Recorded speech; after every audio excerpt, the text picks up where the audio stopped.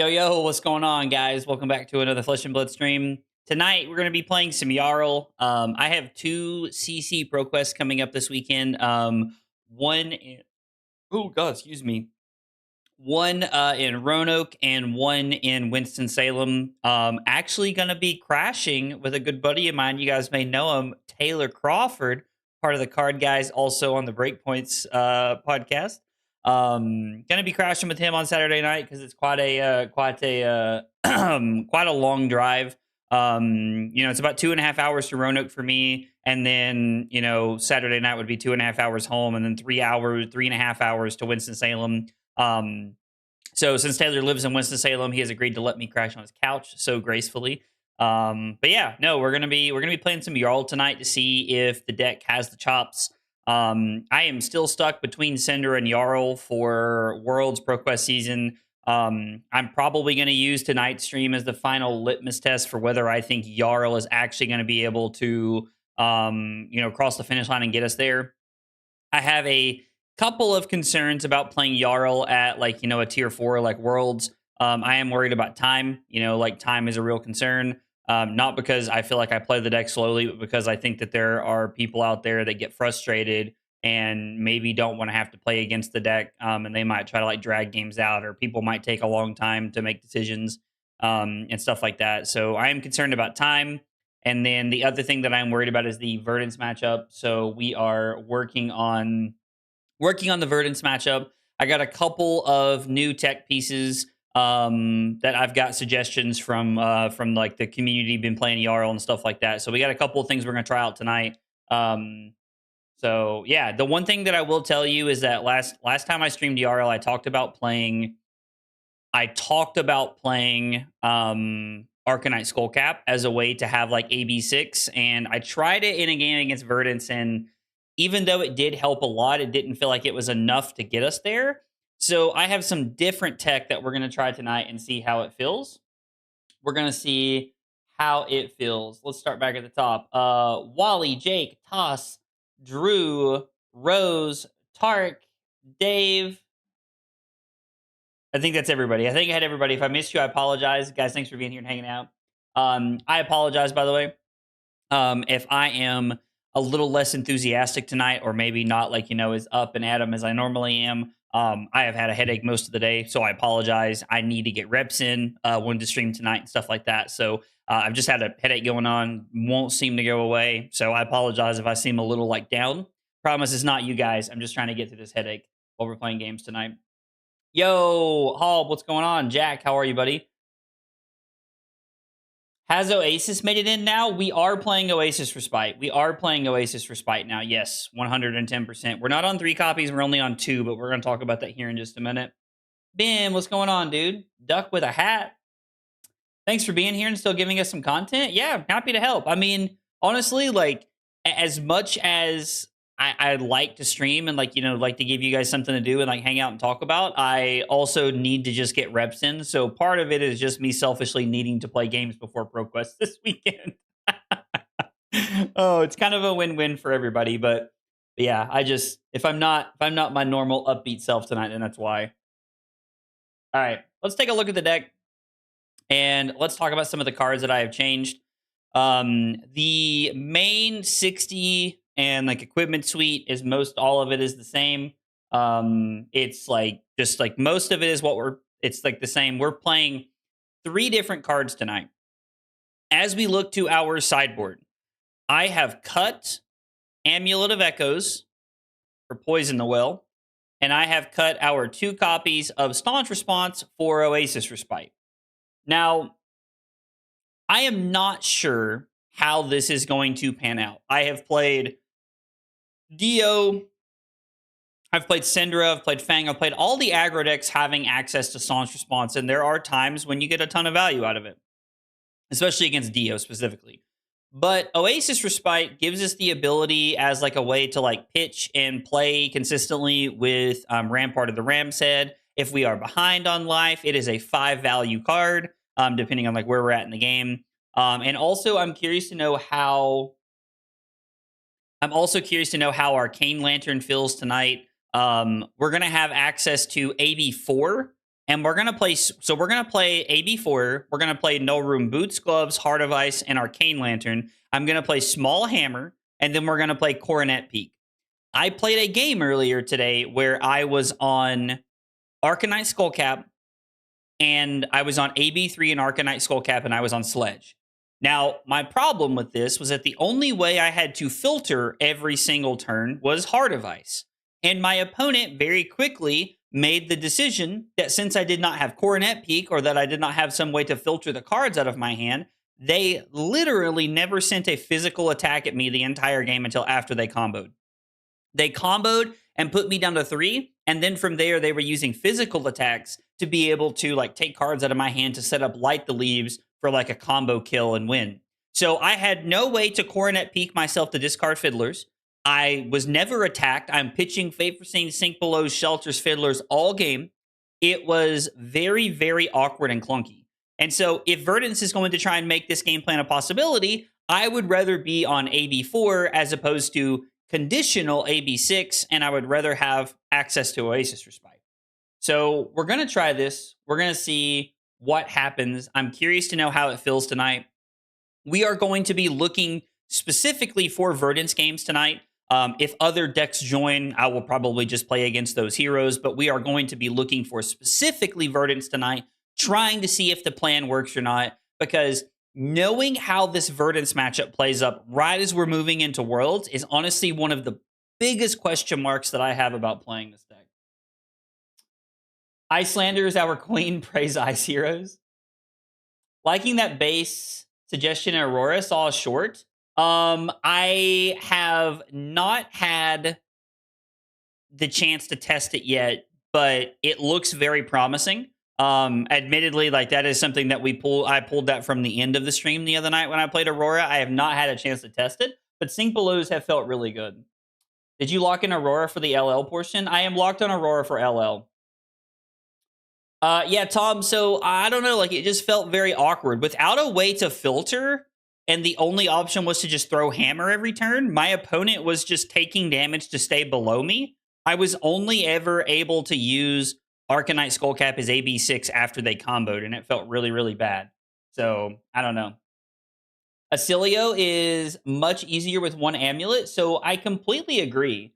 I think that Amulet was almost only in the deck to be played against Acilio. But right now in my head, I'm thinking if this plan that we have right here works into Verdance, I think I'm okay sacrificing some points into Acilio to make this matchup better, personally, is kind of where I'm at. So we talked about Oasis Respite and like all like the value points that it has. Since we are on AB4 and 2 copies of Oasis Respite, we have the ability to be able to like go over the top. Oh, hang on. I don't even know why I record like this anymore. I don't use it for anything. Guess it doesn't really matter. Hang on, sorry. I forgot to like turn something on 1 second here. Sorry. I agree that Verdance is more likely matchup. And we should try to shore up that matchup. Yes, I 100% agree with you on that. That is exactly my thinking, and that's why I've been playing it this way, because I'm trying to shore up the matchup that I think is harder and that we're more likely to see. Plus, I think you can still beat Acilio even without having that in the deck sometimes. All right, didn't miss anything. I just want Millennium Tree in play. Oasis Respite can help us cover more. So just trying to block more Arcane and then still having Coronet's Peak in the deck to be able to help us like filter or take cards out of our opponent's hand can go a long way at just trying to keep our life total up so that when the combo turn comes, we can try to get them with a couple of poison the wells or one and stay high enough to not die. So that is the idea with what we're doing tonight. That's where we're at. Yo, Trent said, never mind, you're still yapping. Absolutely diabolical for him to show up and just say, yo, you're still yapping. Oh, waiting for my daughter to finish dance. Now I can have some entertainment. Matt, I'm glad you could make a selection to target them specifically. Wait, Twitch ended for a second? Yo, that's so weird. So am I like, yo, that's so crazy. Yo, if you guys are hanging out on YouTube or Twitch right now, can you just like throw something in the chat so we know we're still live?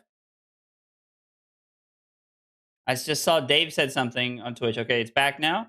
And I just want to make sure that it's still coming through on YouTube. It looks like it's still coming through on YouTube. I just want to make sure. Okay, it did buffer for a second, but it came back on. Okay, thank God it came back on. Carly actually looked into this for me the other day. Thank God she did. I have the best wife in the world. I tell you guys this all the time, but apparently you can have a backup internet connection. T-Mobile offers something for you to have a backup internet connection, and it's not like on our net, like on like the home internet, like Wi-Fi thing that we have. So she is like, you know, like the business is obviously paying for all this stuff, but like we're buying this stuff to be able to make it to where we have a backup internet to where like if our internet goes out, it should automatically swap over to that. So I'm hoping that will keep the stream up. Like if like I'm hoping that will keep the stream up moving forward. Said stream ended, but you're here. That's so bizarre. Yeah, I don't know. I'm guessing that like the internet just like crapped the bed for a second or something. I don't know. That's so weird. Anyway, I know that there's been a lot of internet issues. I really appreciate, you know, you guys hanging out through all the internet issues and stuff like that. It means a lot. Appreciate y'all being willing to do that. That reminds me, I gotta change my deck. I have Oasis Respite. I actually have a fun Arcane Lantern. I have the EA Arcane Lantern somewhere. Was late joining because watching your VOD from yesterday. Your content has been super great lately. Plus, you're one hell of a player. Thanks, Trent. I appreciate that, man. Thank you, Trent. It means a whole bunch, buddy. I'm playing 3 Remembrance this weekend. Bring it on, Taylor. I'm here for it, dude. I'm here for it. So you're getting the Marvel Jarl? Ooh, I don't know about that. That's expensive. What happens if the backup internet connection doesn't work? I'm gonna cry. Like I mean, we're gonna hope it works, Liam. You got to be shitting me. The mirror. We're starting. I don't have a sideboard plan for this. I do not have a sideboard plan for this. All right then. Okay, thank God. Thank God. I did not want to play this matchup. I was going to. Oh wait, I did not put looking for Verdance. Looking for a specific hero. Verdance. You can select up to 3 heroes. Interesting. Hopefully we get a Verdance. Damien, what's up? He has a hamster on a wheel for a third backup. I know some Verdances have switched into a Remembrance Tree Loop plan to counter AB6 poisoning the combo. Will be interesting to see if that counters the counter. See, like, yep, this is what's so funny is like we just start going in this big circle where it's like, oh, I'm countering this. Oh, well, I'm countering this. And then like we just play this weird like, oh no, you've activated my trap card, like kind of game. I don't know. I mean, if that's what people are doing and it works, it's cool though. Yeah.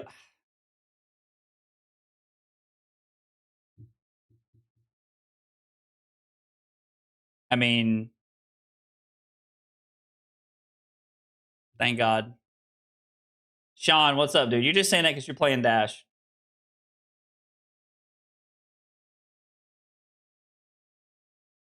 I might have to hold off on the gold-plated headband. I was no pods for a while, but that was when Jarls actually attacked. Doubt it would work now.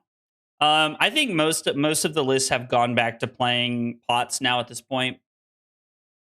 I think most of the lists have gone back to playing pots now at this point. I think we want to go first. I honestly can't remember. I think I'm just going to start playing with my list that has the buttons on it so I don't have to like think about this shit anymore. All right, so and we're on Coronet Peak. And then against Verdance, no Midas Touch. We're on Poison the Will, Oasis Respites, and Righteous Cleansing. And we are down E Strikes, and we're down 2 copies of Fate Foreseen in case they decide to not attack us. This is going to be the game plan.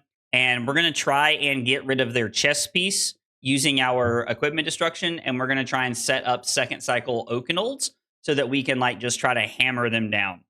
And not literally hammer them down. I meant more like figuratively hammer them down. You know, because we're like figuratively hammering them. I don't know. I'm yapping. Everybody can just ignore me. I feel like I say that like once a stream. I'm like, oh, you can ignore me, but it's like I'm live. I guess you're not ignoring me. Do you play Battlefield 6? They shadow dropped the Battle Royale today. I have not played the game, but I did watch the Battle Royale gameplay today. So we're gonna pitch Shelter to Heart of Ice. We're gonna pitch targeting ourselves. I'm not gonna pay 1. And we're gonna discard Fiddler's Green to go up to 43, and we're gonna pass. Being able to peek ourselves to put Fiddler's Green into the yard is like absolutely insane. We never ignore you, even through Blitzgate. That's too funny. That is too funny. I mean, if you want to spend 2 to gain a life, that's okay.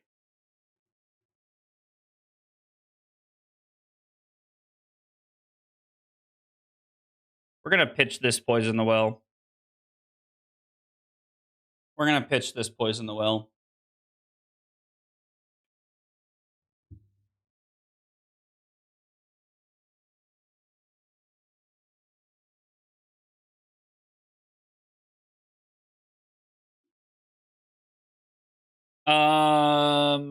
We'll just pitch like this.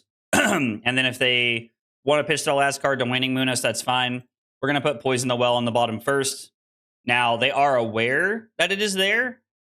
Like, they're aware that, you know, it's there now, but... Go. You love to see it. Yo, let's go. Why Pie? Thank you for the follow over on Twitch. I appreciate you being here and hanging out. Guys, if you are here for the first time and you are new to the channel, we got 3 questions we ask everybody when they're new. What's your name? What got you into Flesh and Blood? And what are your favorite hot dog toppings? Hit me with those answers in the chat. Would love to get to know more about you guys while you're here. Yo, Patafluss, what's going on? Self coronet for fiddlers is so funny. I mean, it's kind of weird, but it's almost like a necessary evil that I have to like take on. I feel like it has to be done like during like these parts of the game.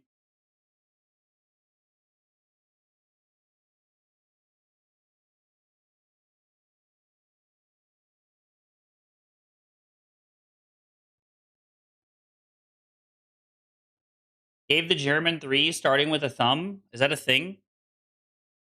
Is that a thing? Like when you start with your thumb, is that a thing? I did not realize that was a thing. Interesting. Poor man's Sigil of Solace. Listen, and this matchup will take, like, I think we got to take it however we can find it, right? I think that's just kind of the world we're living in.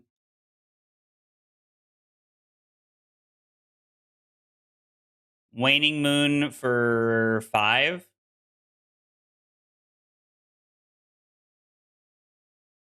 All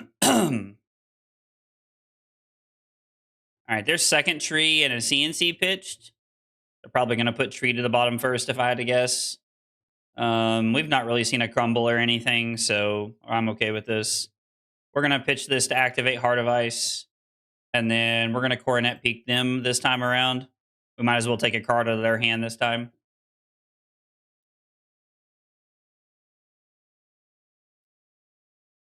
Yo, what's up, Kevin? Clearly not a Tarantino fan. What are you talking about, dude? I love Tarantino movies. I mean, you know, it's a little too much everybody dies for me, but, you know, like, whatever. I mean, it just be like that sometimes. Brother, you've seen Inglourious Bastards. You know the German 3? Is that what that's from? All right, listen. All right, listen, everybody needs to chill out. Clearly, Jesus. Apparently, I do know the German 3. I always think of the scene when that guy's in the basement with the MP40. Pierre Yves? Did I say that right? Pierre Yves is what I'm gonna go with. I hope I said that right. My best friend offered me the Azalea Armory deck in January. Classic New York hot dog, but veggie. Okay. Well, Pierre, welcome to the stream. Thanks for being here, man. We're glad you're here. And we're glad you're hanging out with us.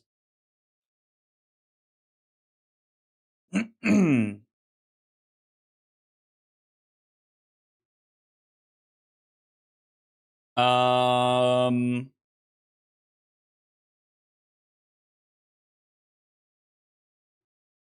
I think I'm okay with just like blocking with the shelter here, right? I don't think they've played a non-attack action this turn. Time to get the Bear Jew out on Blaze. Yo, that's such a good movie. Like, how about you, Udovich? You make that deal? Damn fine deal. I don't know. I really like that movie. I think I'm pretty content with just putting Channel into play here. Just like trying to slow them down a little bit here. It's pretty promising that it's been 4 turns and we've not seen a pot yet, but I mean, it's only been 4 turns. Oh, it's in that scene? Yeah, you guys are gonna like hang me. Okay, and to be fair, Carly named our cat Taryn after Tarantino. Like, Tarantino is like a good director, but like, I don't know, man. I don't really like subscribe to the whole like he's like the greatest director ever kind of thing. I don't know. Like, I don't know. I don't jump on that train that quickly. Like, you know, I don't know.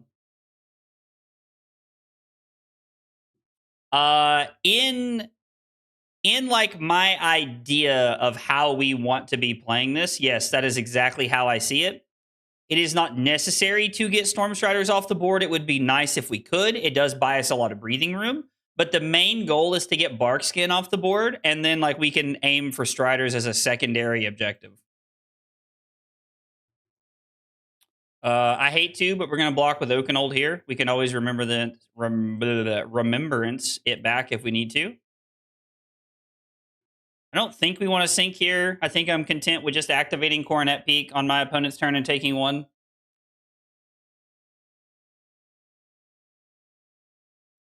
Did you watch Ministry of Ungentlemanly Warfare? I have not seen that movie. Greatest director? No, but I love his movies. I mean, hey, you know, everybody loves what they love. You just happen to like watching movies where everybody dies for no reason. How did you choose Jarl to play? So Diogo dos Santos, I hope I said that right. I think Jarl attacks the metagame in a very specific way, and I like the idea of how Jarl attacks the metagame. So that's what we're working with. We're gonna try and put Crumble into play this turn. That is the objective. Why is that not? All right, phone, you better get it together. So I like to keep Twitch up on my phone just so I can like see what's going on. We're gonna put CLF on the bottom, and we're gonna block CMI and Vapor Scene.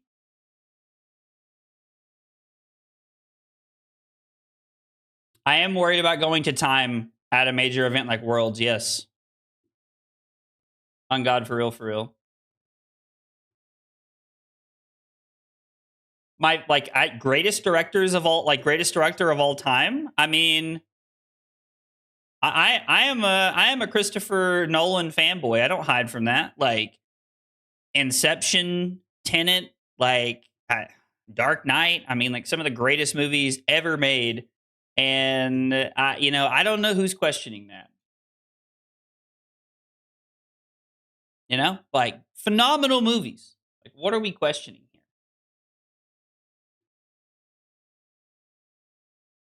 Is Peak against Verdant's good since it lets her pitch and cycle to combo? Peaking is better than swinging hammer because if they're on decomposed defense reactions. So basically what we're doing by activating Coronet's Peak or Heart of Ice, maybe I should be activating Heart of Ice But by activating this, we're forcing our opponent into a situation where they have to offensively decompose, which gives us chances to get defense reactions out of our deck, fiddler screens out of our deck. It lets us get all these cards out of our deck that we don't want to see for second cycle. And so that's the idea behind like why we're like playing Coronet Speak and not swinging the hammer. If I was going to attack my opponent, I would just be swinging Sledge over and over and over again. I have not seen Oppenheimer, but like I've been told that Oppenheimer was amazing. Not so many Guardians on the meta for even close to it. Can you recommend me one to start playing in CC? I only played Sage until now. So, Diogo, if you were gonna like get into CC and you wanted to play Guardian specifically, I mean, Jarl's probably the best Guardian in CC right now. Like, on God, for real, for real.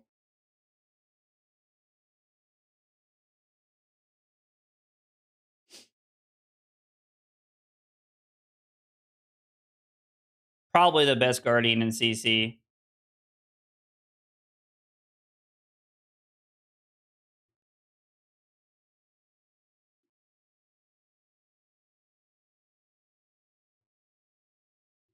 First pot, you don't want any reds, so Peak is goaded. Agreed. So I think we're just going to activate Heart of Ice here, actually, instead of activating Coronet Peak, so that we don't have to, like, we're not letting them filter their hand. Maybe that's better than just activating Peak. Like, we're arsenaling the card we want to arsenal here, so this feels fine to me. Also, like, all 3 copies of Sigil of Solace is kind of insane. Victor got more wins last weekend. In an open field, Victor will win more than Jarl. I think in a like tier 4 like world's targeted metagame, you probably want to play. I think you want to be on something like Jarl as opposed to Victor. But I hear what you're saying. The sad sentence, how could you say Jarl's the best? Got my 21 guns Victor deck? Dog. I know you're just like trying to troll me, Damien, but it's working. Oh, we're gonna pitch Poison the Well. Just pitched a Roiling Fissure feels kind of bad.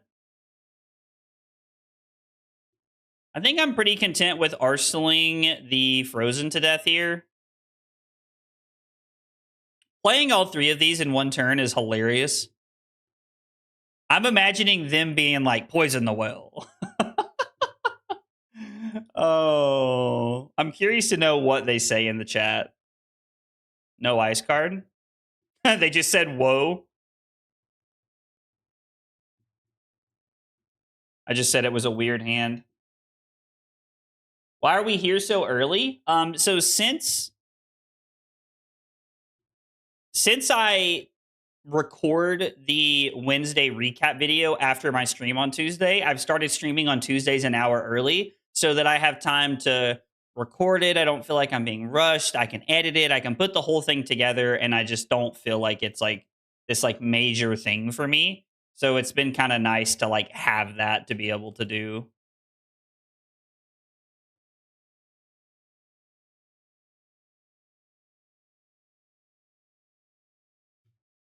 This hand is 110% just going to be blocked with Imposing Visage and Command and Conquer. And we're going to pitch Heart. Since they're now up 2 life, we're going to pitch Heart to go get a Crumble to Eternity.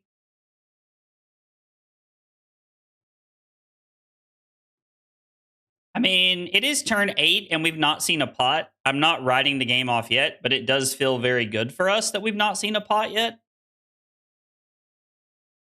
Also, by the way, if anybody who hangs out here is a sports fan and you guys have not yet seen the Chad Powers TV show, Carly's going to tell you not to watch it because she missed the first 4.5 episodes. But it's amazing. It's amazing. Trust. Please. Trust. Trust. It's a great show.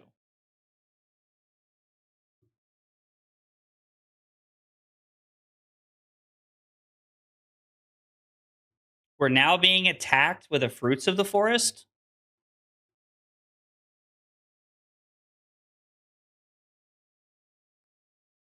So We block Terra Sunder and Sink.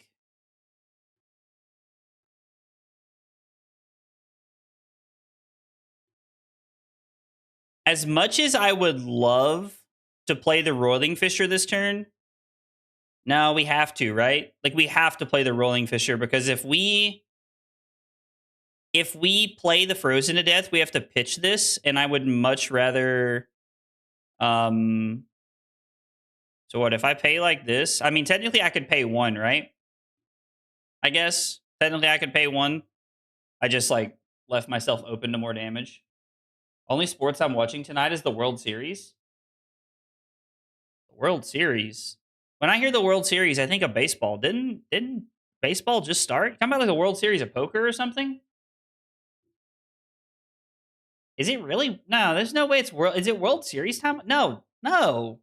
There's no way, right? Only sport I'm watching is aggro endurance effort running more than one Jarl game. Listen, I might just surprise you. So these are both 2 arcane damage.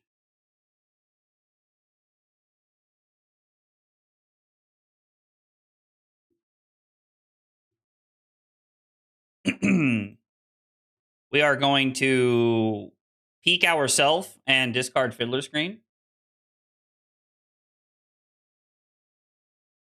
Wow. Oh, they got the tech. When he clipped me making that weird noise. What did they get back? Scolding, ring, and felling. Okay. Wow. I cannot believe it's already World Series time. I mean, I guess it starts in like what? Baseball starts in like what, early part of the year? And I guess that makes sense. Wow. That's just crazy. I don't know. Go Jays.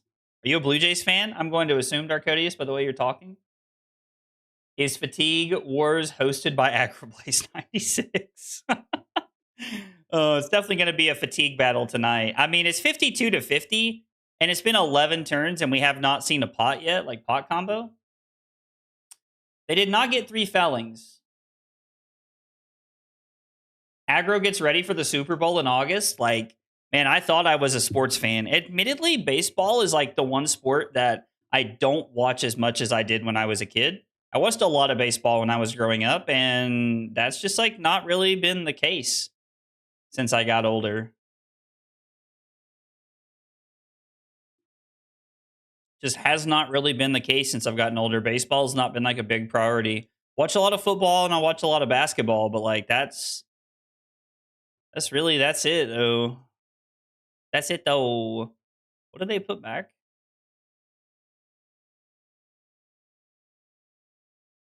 Did they put back anything? It doesn't look like it.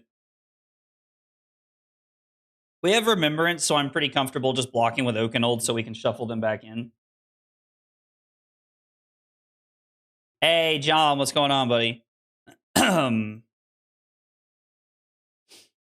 Yeah, if they are not, like, if we go like, now they've shuffled, so there's no guarantee, but if we go another like 5 or 6 turns and we don't see pots, I will 110% start using Poison the Well on Everbloom and Life towards the end of the game. We are going to pitch the Everbloom and Life here. I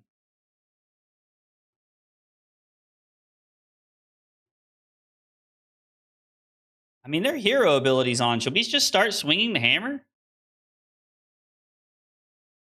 Part of me just wants to say no, because like I feel like we're just supposed to wait. I'm struggling a little bit with Victor. Do you have an updated list? So the Baron, I updated my list. I updated my list a few weeks ago, and I posted that in the Discord. If you're a YouTube member or a Twitch subscriber, you get access to it with like all of my it has like all of my I don't think we want to do this, right? Do we stuff all 3 life here? Or we just stuff 1 life with this, right? I think, right? I think we stuff 1 life. Potch's list is fine. Yeah, I have updated my list since that Battle Harden and MPG to be more updated. I am not on the right behind the pin or right behind you, whatever that card's called, tech. I've needed to update that a little bit, and I've not been on that.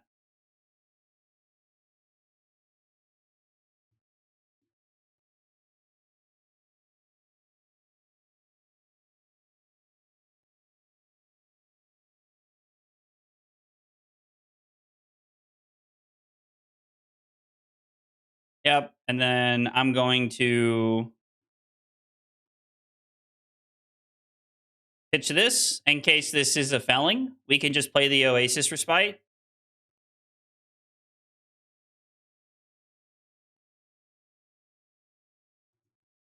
Okay. Yeah, it just stuffs the one, right? Yeah, Sam. Okay. A couple people corrected me there. Peg Perfect is very good. I like blue right behind you. It's just not as good into Syndra. I mean, sure, it's tough into Syndra, but like it has a lot of play into other matchups. Ew, this hand is gross. Raw Face is just gross. If you guys have never watched Llamas with Hats, I'm a big Llamas with Hats fan.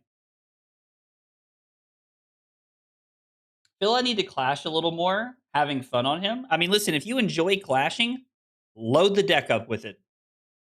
I'm serious. Like, if you enjoy clashing, play yellow thunks and like crazy nonsense. All right, so we're just gonna look and see if they had pots to beat me with. No, they were not on pots. So I'm gonna be honest, guys. I think we had a 0% chance of losing this game. Are there evergreens or anything in their deck? Is there any fatigue tech in their deck? They're on one more copy of Remembrance to shuffle back in Millennium Tree, which there's 2 of, right? Oh no, there's 3 trees. They just didn't have access to get the 3rd one back. Yeah, I don't think without pots there, I don't think we're losing that game. So I kind of think that is like kind of how we see like you kind of just see like that be a free matchup when they don't have pots in, which I did talk about a little while ago. Let's see, we got to win.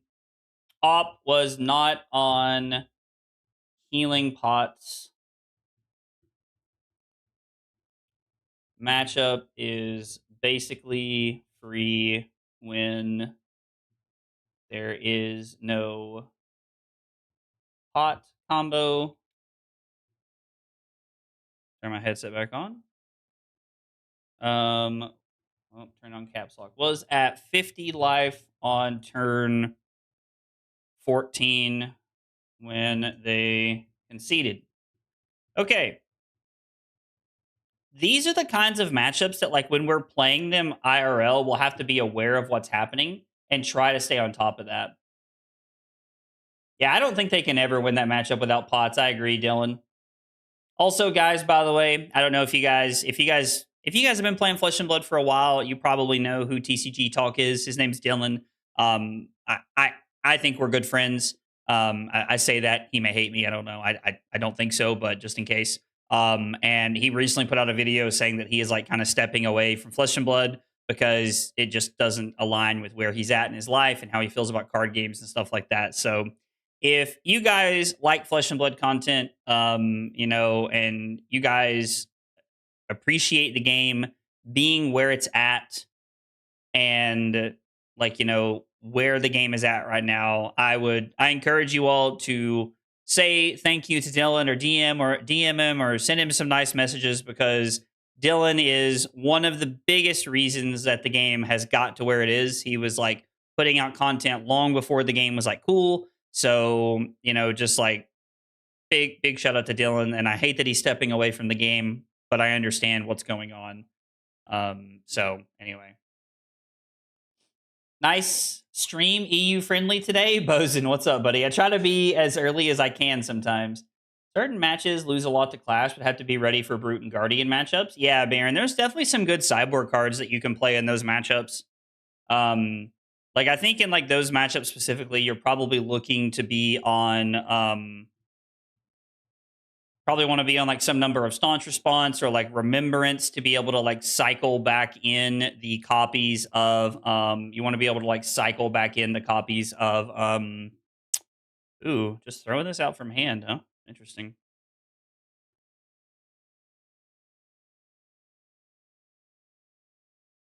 Clicked on the wrong card. And then we're just gonna give shelter here. But yeah, it's I can't remember what I was saying.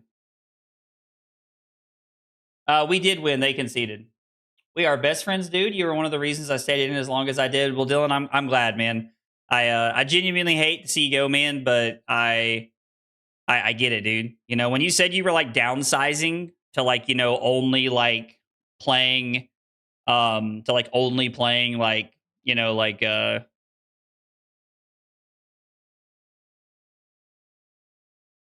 know, to like only having like your Katsu deck or whatever, I was like, I mean, you know, I get it.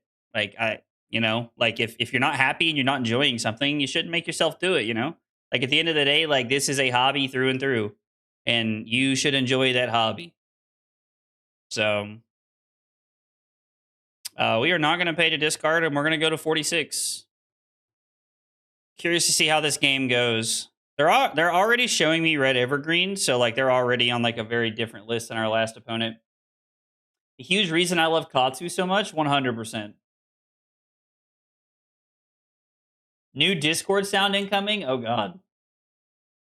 People will not scoop for fatigue. Yeah, Toss, I agree. I think that once we get to a point where we realize that our opponent is like not on pots or something like that, I think we should 100% just start like once Verdance's hero ability is turned on and we realize that they are not on pots, I think it is 110% correct to be in a situation where we are swinging the hammer every single turn trying to run them down because we have to win the game too. That is a big piece of it. We have to not only not lose the game, we have to win the game.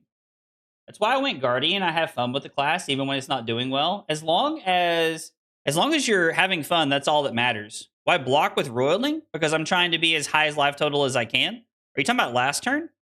I wanted did I block? I guess what did I pitch away? I don't remember what I pitched. I guess I could have kept Roiling in the deck. That was a small mistake. Yeah, you have to wait for the hero ability. Actually, do we want to? We might as well, right? Like, there's no reason not to do this. And then we're just going to jam. We're going to jam Channel in front of this. No, we're going to jam Terra Sunder in front of this. Do we have a Terra Sunder over here yet? No. We're going to put Channel into play. We're going to activate Heart. Put Channel into play. Coronet Peak ourselves.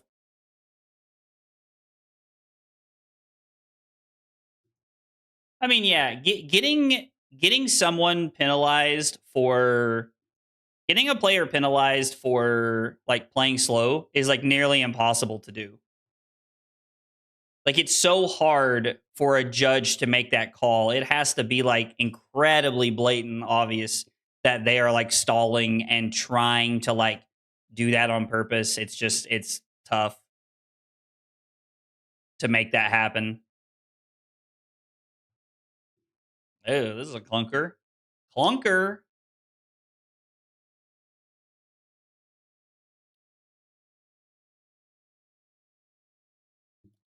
I think ops will look to concede if they're out of cards in deck and you show the loop. They might. They might, Timo. Some people won't. Some people are like literally just like some people are just like petty and they don't want to concede even when they realize they can't lose because they're like, oh, it's the tree.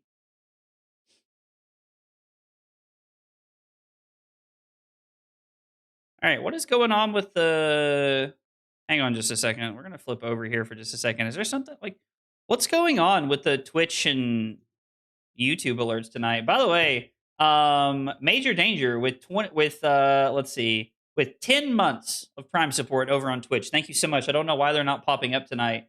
And the love of my life with 41 months over on Twitch. Thank you so much, guys. Both of you. Thank you guys a bunch. I really appreciate that. I do.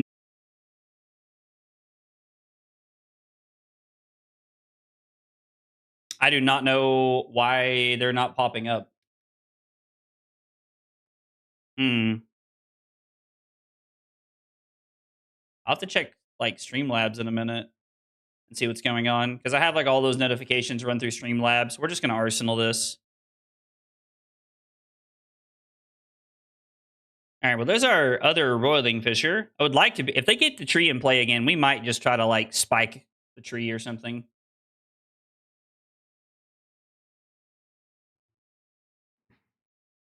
Wonder if we'll see any super cook stuff at Worlds. I think so. Genuinely, I think we will be seeing some super cook stuff at Worlds. So we're gonna target this, and then we're gonna AB1 this. Take nothing. And then we're gonna AB4 this. Let's freaking Oh, go. of course. The YouTube notifications come through. Yo, Jack Wilds, thank you so much for the sub over on YouTube. Appreciate that. Appreciate you being here and hanging out. Guys, if you are here for the first time and you are new to the channel, we got 3 questions we ask everybody when they're new. They are, what's your name? What got you into Flesh and Blood? And what are your favorite hot dog toppings? I cook all the good decks. Damien, you cook something all right, dog. You cook something all right. Are we supposed to arsenal this or pitch this? You know what? I'm gonna arsenal this, and we're gonna try and snipe a. We're gonna try and snipe the Ring of Roses with it. We'll see what happens. Unfortunately, I blocked with the other one. Yo, what are these hands? I blocked with the first one. I understand blocking with the second one. I should have definitely blocked correctly. Please tell me the stream did not just die. Please tell me the stream did not just die.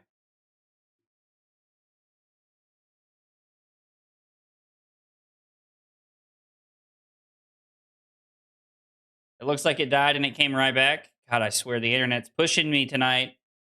The internet is pushing me tonight. What the hell happened? Freaking go. Uh. You love to see it. Yo, the Baron of Flesh and Blood. Thank you so much for the follow over on Twitch. I appreciate that a whole bunch. Thank you so much. Guys, if you are here for the first time, you are new to the channel, we got 3 questions we ask everybody when they're new. What's your name? What got you into Flesh and Blood? And what are your favorite hot dog toppings?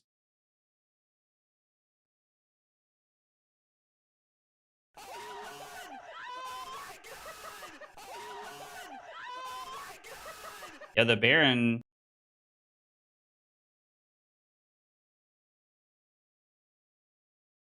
Yo, did I miss that coming through? If I did miss that, I apologize. Yo, John, thank you so much for becoming a member of Big Support over on YouTube. I appreciate that a whole bunch.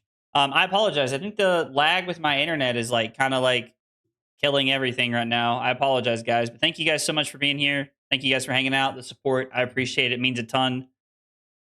I am eternally grateful for all of the love you guys show me all the time when we're hanging out and I'm live. So thank you, thank you, thank you. I really appreciate it.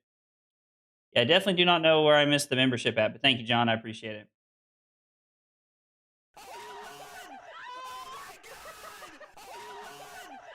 Oh, let's go, Steve. Thank you so much for the 2 months of Prime support over on Twitch. Steve, I appreciate it. God, not to sound like Annabelle too much, but for fuck's sake, Talishar, can we get it to, like, not Talishar, my internet. God, this is awful. God, it's not even letting me block the extra damage, is it?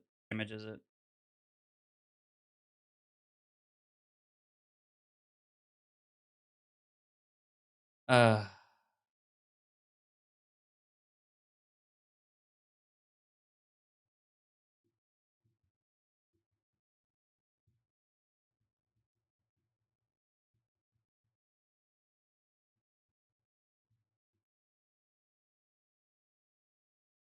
okay. Are we back or not, internet? Are we back? Are we still live? The internet's just dropped like a billion times. Okay, it appears, waving my hand like, all right, even though viewership has dropped like shit, it appears we're back. Jesus. Okay.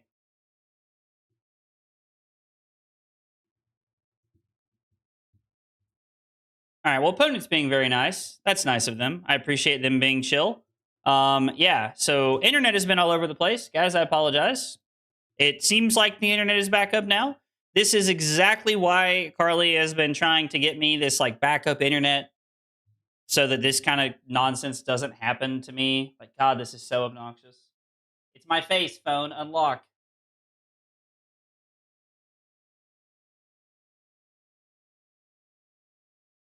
Because this stuff, like, it just like dying constantly is so obnoxious. It is just so obnoxious for everybody. Like, I think Twitch is having its own issues right now. So if you guys are watching on Twitch and like, you want to watch on, on like, if you guys want to like watch the game with no interruptions, you can hit exclamation point YT and get a link to YouTube. But I apologize, guys. I know the internet's all over the place. You think it's not my internet? Is that we're playing Jarl? This does seem to happen a lot when I play Jarl, to be fair. To be fair. What are we pitching? We're gonna pitch the Cranial Crush because I think that's more important. I would love to be able to Frozen to Death infused with the Pulse of Eisenloft here, getting rid of the chess piece. That is not on the menu, unfortunately. Have we seen other Frozen to Deaths yet? If we have, we've pitched them. We haven't blocked with any. So we're just gonna block 6 here. This is fine. I learned from a Twitch streamer this month that when your internet goes down, you should shock your dog. What? That is like possibly the second most toxic thing I've heard all day. And I say second because I was talking to like my buddies about fantasy football earlier, and that shit's always toxic. He's causing the stream to freeze, but that's a great one, Tom. That's good. Yeah, hopefully we get this backup internet thing fixed here. Like, if we can get the where Carly said there's some kind of like LAN thing we have to have. I don't know. She explained it to me. Hopefully we get this like LAN thing taken care of, and then if we do, like, this kind of stuff won't happen anymore. Hopefully.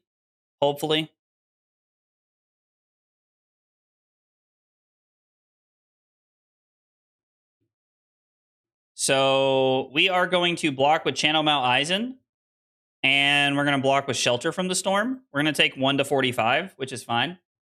We still love you if that matters. Thanks, Mechado. I appreciate it.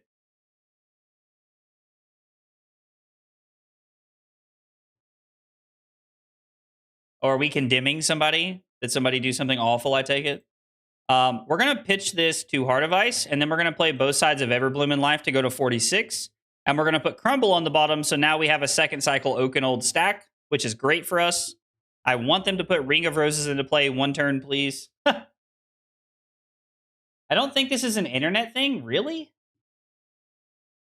This feels like this has to be an internet thing.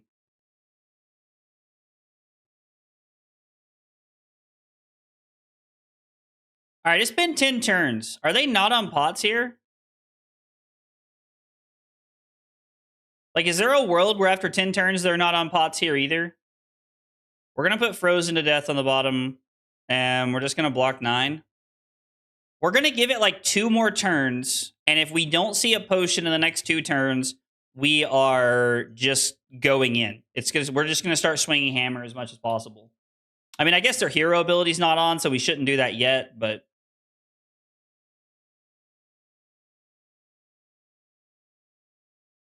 It appears that we somehow have a second Verdance not playing potions into us. I have internet every time it goes down. I mean, that happens all the time, though. I don't know. That doesn't like really feel like that crazy to me. Plow Under is going to put Rolling Fisher on the bottom. We're going to block with Shelter, take 2. We're going to play Everbloom in Life, gain a life back to 45, put Everbloom in Life back in the deck. And then we're going to throw the Command and Conquer here. I guess we technically could have activated Heart of Ice. It's technically better this way, but... I mean, YouTube's also having this issue. Like, at least it is on my end for some reason. Like, YouTube was, like, also having this issue a minute ago. I don't know. Guys, regardless, I appreciate you all, like, sticking through the nonsense here.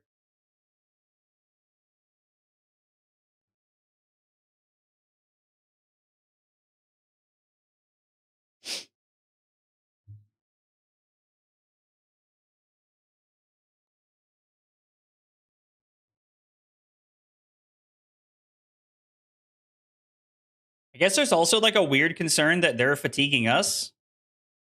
I don't really think that's possible, but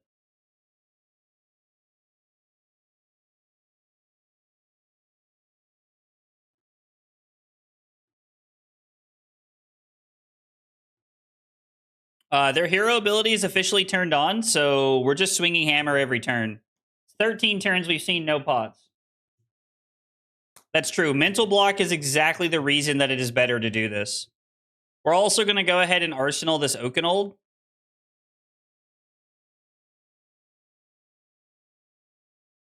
There is like literally zero reason for you to do this. If they hit us with another plow under, they hit us with another plow under, but like I'm pretty content with just using.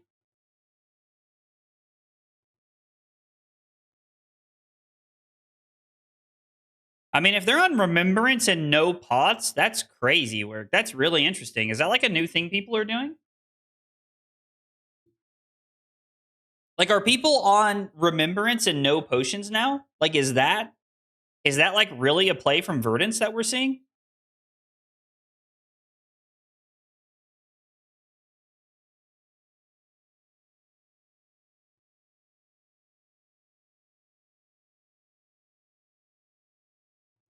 Oh, okay. So they are on potions.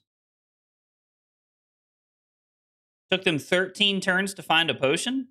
Wow.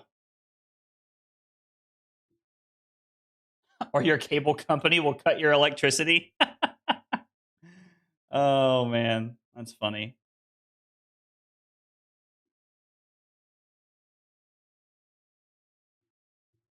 Oh, they're on multiple copies of Remembrance and they're on potions. So they're trying to pot combo us like 3 times in one game. What did they get back? Everbloom Life, Light Up the Leaves, and Plow Under?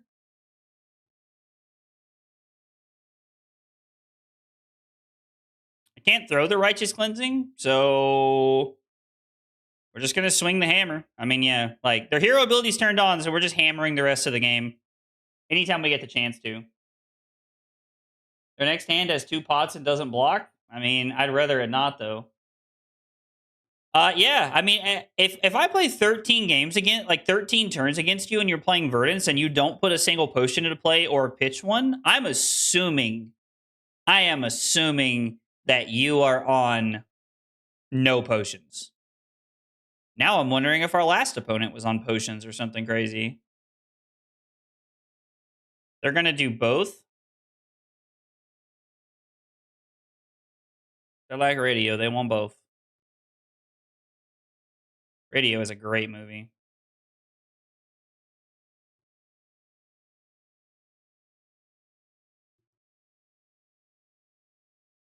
We're gonna pay 1, and then we're gonna block 4. Stay at 45. And we're gonna swing the hammer.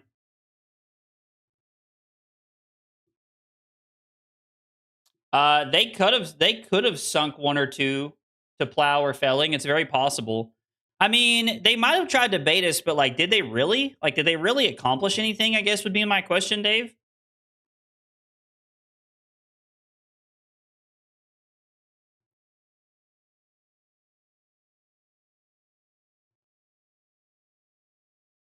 Do we want to put Crumble into play?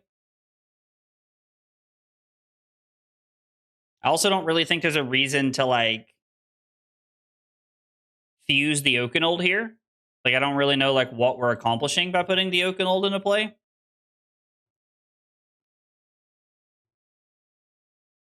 Like, by fusing with the Oakenold, I don't really think we're accomplishing anything this early. Are you watching radio right now on your third monitor since the game is so boring? Got him. Yo. That's crazy. That's crazy work. Radio is such a good movie. Cuba Gooding Jr. like masterclass of acting in that movie. I think it's way too early to cast Remembrance here.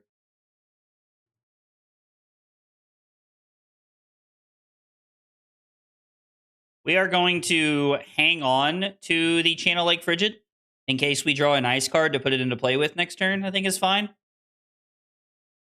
I'm watching radio on my third monitor.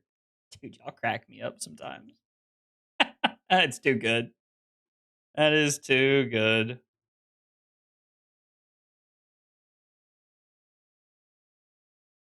Activate Heart of Ice.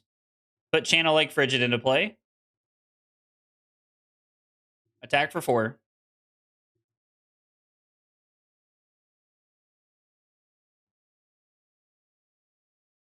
So now we're at that part of the game where they're just like trying to keep life up, which they're doing a pretty good job of. I mean, like they're at 36. In Soviet Russia, radio watches you. Dude, my cousin Kyle used to make make that joke all the time. Yo, do they just block with another evergreen? That's the second evergreen that they've not gotten late game value off of. Are they planning on remembrancing that one back, or what's the plan there? We're gonna go channel poison Oakenold. Yikes! Please attack us. If I ask nicely, will you attack us?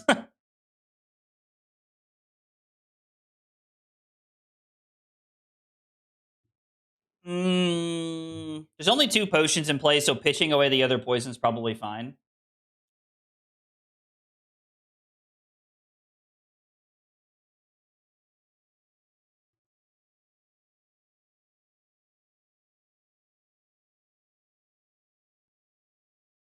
Okay.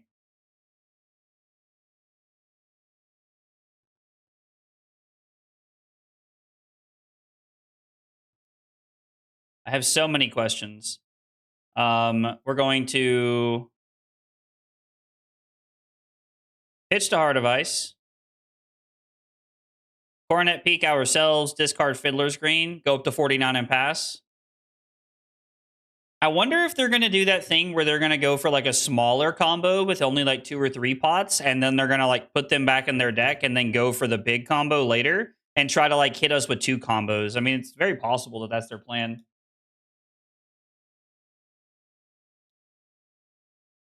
What is the plan against Hatchet Kasai? I mean, Hatchet Kasai is just like anything, like any other warrior, right? They have a finite number of go again resources. We're probably just gonna try and block till they're out of go again.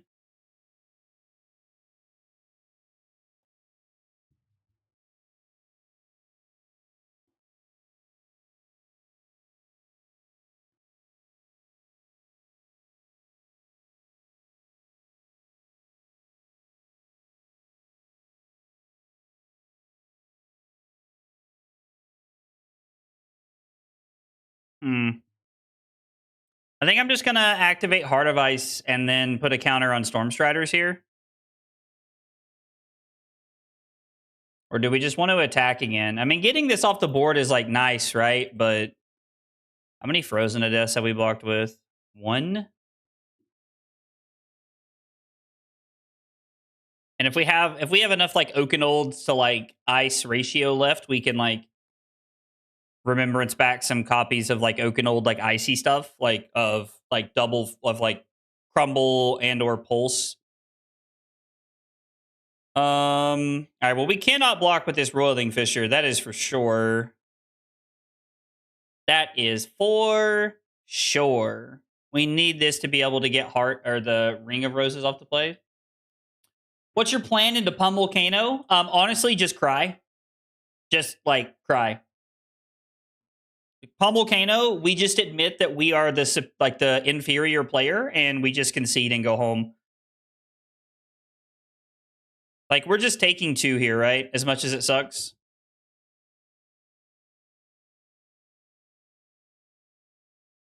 I mean, we could pull some nonsense and go for the go for the Oakenold line here. Give it double dominate. So what are they sitting on? Is this a defense reaction of some kind? It probably is, right? So it's both sides of Coronet, or I'm sorry, of Everbloom in life. Both sides of Coronet Peak in life. Don't know what I'm thinking there. I mean, listen, at Fish you laugh, but in this matchup, their combo is worth somewhere between 30 and 40 points without Poison the Well backup, so we have to be careful. about how this plays out. We do have to watch our life total in this matchup. Activate Heart of Ice for Dominate. What do you think about that, opponent? Actually, how is Kano with this? It's not great. It's not a great matchup. Like, with AB4 and Respite, like an Oasis Respites and like enough life gain, you can, do some stuff. But like a good Kano will just be like, here's like all 477 of my stack, because you can't kill them fast enough. You have to like blow up Striders, basically.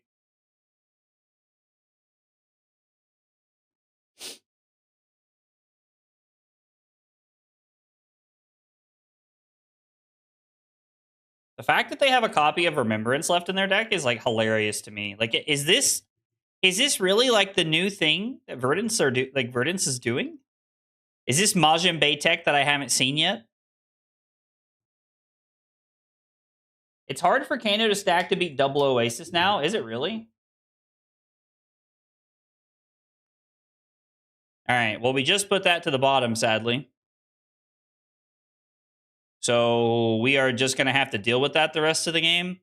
Like, it's not the end of the world, but it's obnoxious, right? We're just going to throw 8 because it's the best thing we can do with this hand.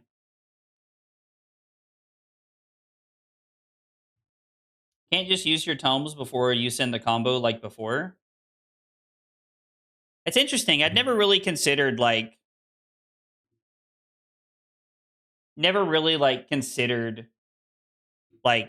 Kano struggling into like Oasis Sprout. I mean, I guess like Verdict is like kind of insane, right?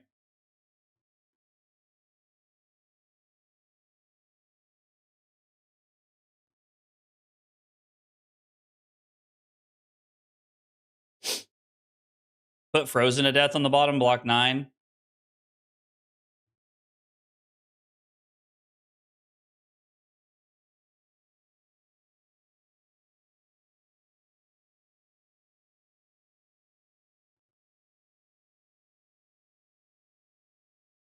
I mean, we could take 2, but I think life is more important here. I had a Kano stack me with Verdance. They were on Verdict. I mean, yeah, I think if they're on Verdict, like there's some scary things they can do. Makes a lot of sense that would be the case. There's got to be a Poison the Will coming up soon, right? Maybe I was supposed to run out the Oakenol just so that I could Arsenal Poison the Will. Like, how many Arsenal hate pieces do they have left? There's what? 1 Plow Under and 1 Command and Conquer left? The Plow Under is what scares me.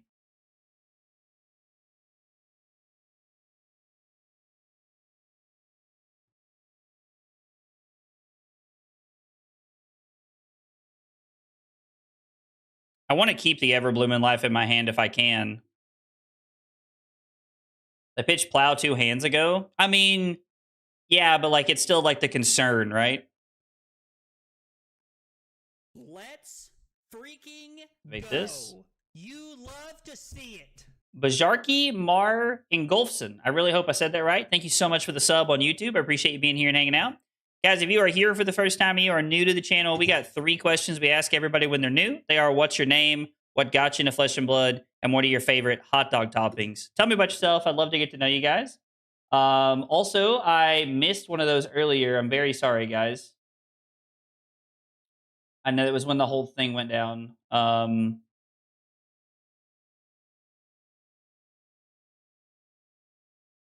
Please tell me it's all coming back. It looks like it's all coming back pretty quickly.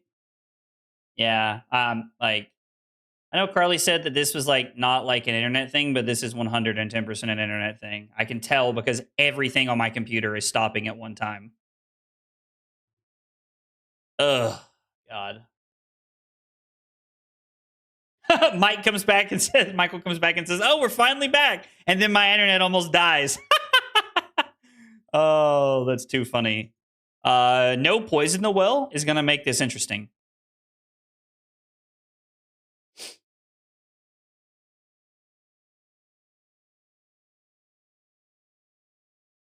How's testing going? Strongly considering Jarl for this weekend. Jordan, I'm also considering Jarl for this weekend. How the deck feels tonight is going to determine whether I play Jarl or Syndra this weekend at ProQuest.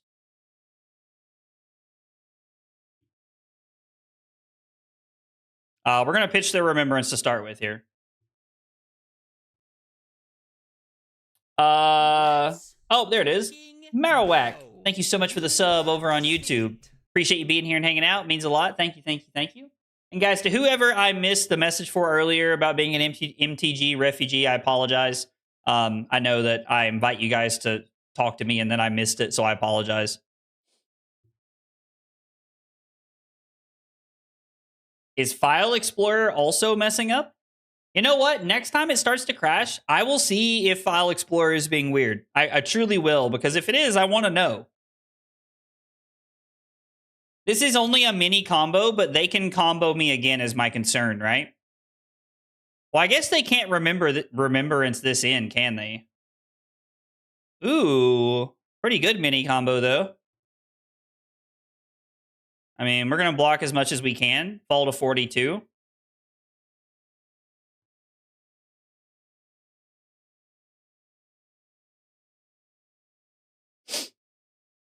And they're going to remembrance things back in. Here we go. And here we go. Healing Potion, and Evergreen.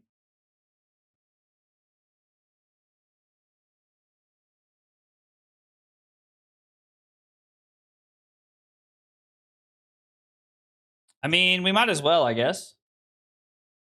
They do only have one Rampant Growth in Life left in their deck. They have played one early, and then they just played one now, so there is only one left. Would you forfeit the finals to get Kano LL if he gets enough points? So, Dot, this is an interesting predicament because I'm now in a situation where, like, I might end up going to Worlds. Or, I'm sorry, I might end up going to, like, Yokohama. Carly and I were just talking about this last night. And so I'm like, I don't know. It's a tough decision. So what if we AB2 pitching both of these and then we take 4 and then we pitch Channel Mount Eisen to play this for 7 and then Arsenal Poison the Well. That sets us up for the next combo, right? Actually, they have no pots in play. We should just be blocking this as efficiently as possible.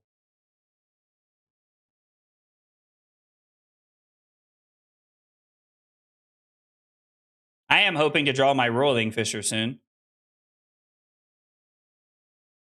Should we just attack this? We should just send this now, right? Like, I know that we don't want to, like, just, like, send this for no reason. I am thinking, like, we were supposed to vacation with Carly's parents, like, at the beginning of next year, and that just kind of fell through, like, for nobody's fault, really. It just kind of fell through. And so now there's real consideration that we might go to Yokohama. So I don't know. I'm kind of like, I don't know, like, I'm kind of up in the air about what I would do. Pitch Pulse. We just put one of these on the bottom. This is fine.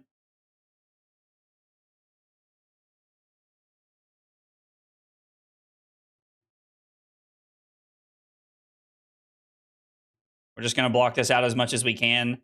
They're gaining a bunch of life, and there's nothing we can do about that. Is the last Rolling Fisher still in the deck? I know I said I wasn't sorting, but I need to make sure. Yeah, there's still one more in the deck. I mean, I guess I could remembrance that back if I need to, right? Just win Worlds? I mean, yeah, just win Worlds, Forehead, and then it won't matter. And then we're definitely going to Japan, right? Then we're definitely going to Japan. Okay. Unfortunately, no way to prevent all of this. So we are doing this.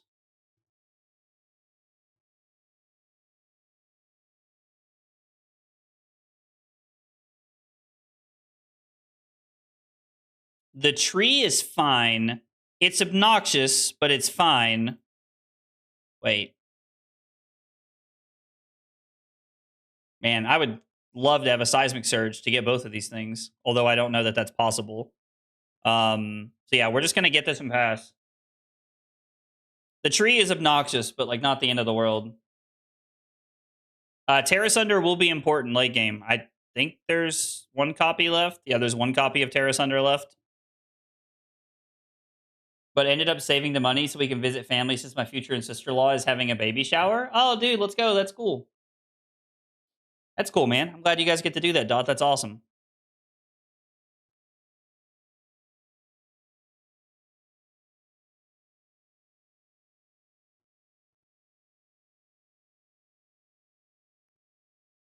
Yep, this is fine. We're just gonna activate Heart of Ice and throw the hammer here. Been a very weird game. My voice is cutting out? Like, you guys can't hear me? What the fuck? Like, now, like, is that stream or like is my mic cutting out or like what's happening? Am I? It looks like I'm coming through clearly. Looks like I'm coming through very clearly on my end. Hey, Andrew, what's up, buddy? I'm glad you can make it by. No idea what I'm doing there anymore, though. Is that because of the LL bands? Audio is fine. Okay. Sometimes I can't tell if it's actually like me or if like other people are like lagging or something like that. I don't know. It's hard to tell sometimes.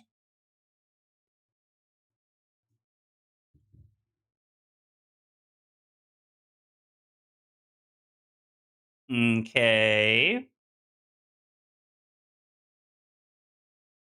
We're gonna pitch Heart for the Arcane.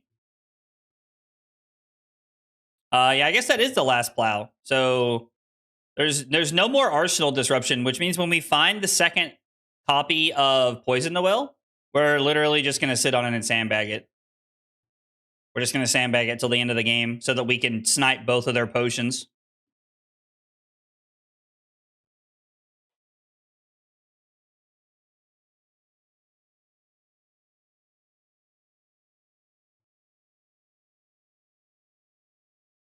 Get back our copy of Everbloom in Life.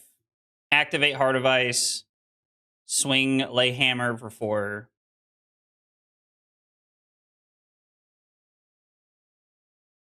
Bling out a Sage deck would be fun. Has it always been more than one well? Yes, I have been on 2 Poison the Wells. Pretty much since the birth of, like, since I started playing the deck. And by started playing the deck, I mean, like, when Randy handed me a deck list.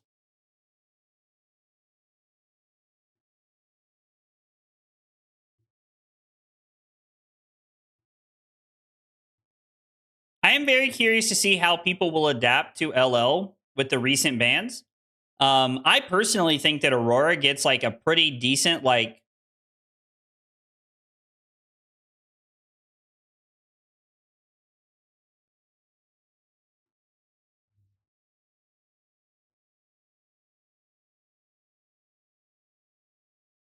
they're putting third potion into play and then hitting us. Are we 2 playing the Remembrance yet? I don't think so, right? Like, I don't think we're at Remembrance yet. Actually, this is probably as good as it's going to get for playing Remembrance. All right, so they're probably on a 4th potion too if this is the case. So do I want to start trying to take cards out of their hand to make combo harder with this? Let's just attack them for 3. This is fine. We'll just try to like push their life totals down.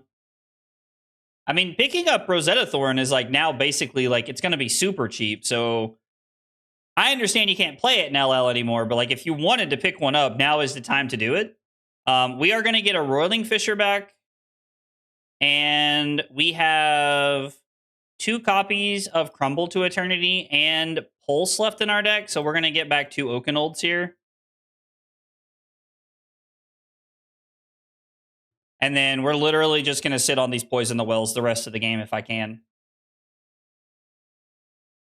never going to max rarity Scar for a Scar? Isn't max rarity Scar for a Scar like, wasn't there promo Scar for Scars or something? I'm pretty sure. Crashes out whenever he plays, whenever Rune Blades are hit, and all I see is the will being topped by Rune Blades. I don't know who to believe. Don't scare me like that. You pausing for more than 5 seconds makes me think. Sorry, Hugh. Sorry, Hugh. We're not trying to. We're not trying to like get you. I promise. This says go again, so I'm more interested in keeping the Sink Below in my hand in case there is an attack. We're gonna let them gain 2.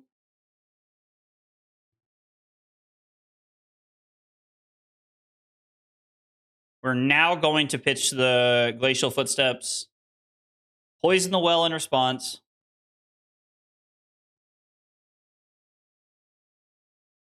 Poison the Well in response.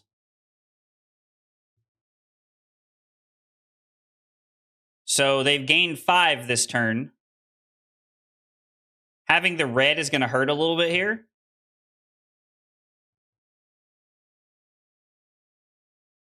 They're playing both sides.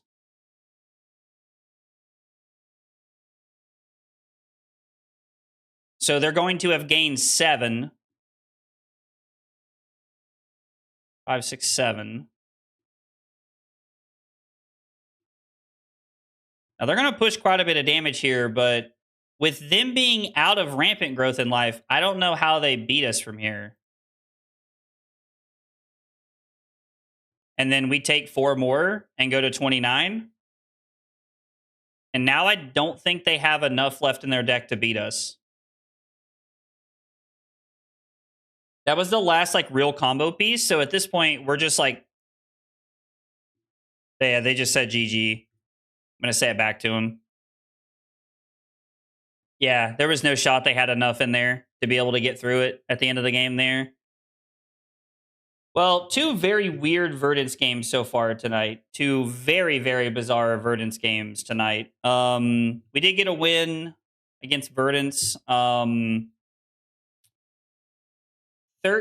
turns went by before Op put a potion in play.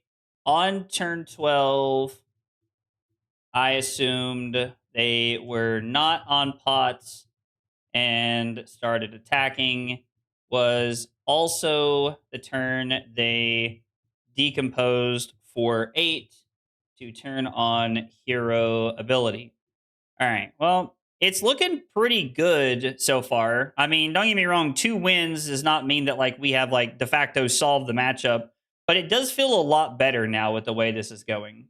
So no Syndra tonight? Yeah, so we played Syndra last night, playing Jarl tonight to see how it feels, and then we'll see what we're playing this weekend. Yeah, getting rid of the last combo piece was big. I mean, we do take dubs, that's for sure. I think they needed a single big combo with Plow pitch before combo hand. Also need some Fellings plus E-Strike or Felling plus Heartbeat turns. Yeah, they never really had like the big like the what I would call like the mini combo turn to like try and like throw us off. We're just like, we've played 2 Verdance games. We're gonna play other matchups now. We'll just play anything now. But yeah. On the Jarl cope, I love to see it. You know it, dude. You know it, Randy. I went 7-0 with Verdance at PQ and faced some opponents with questionable game plans. I mean, yeah. There's a lot of people that have questionable game plans, that's for sure. Did we double well then on the healing pot and they conceded? So, Jake, on the 2nd and 3rd healing potions, because they only had 3 in play, I poisoned the well the 2nd and the 3rd one. They then gained some more life. They took us from like 38 down to like 28 or 30 or 40 down to 28. They dealt damage to us, put us down to 28, and then conceded because they realized they had no way to beat us from there.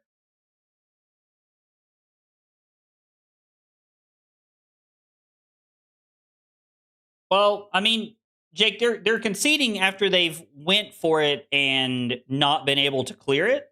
But I get what you're saying. I get what you're saying.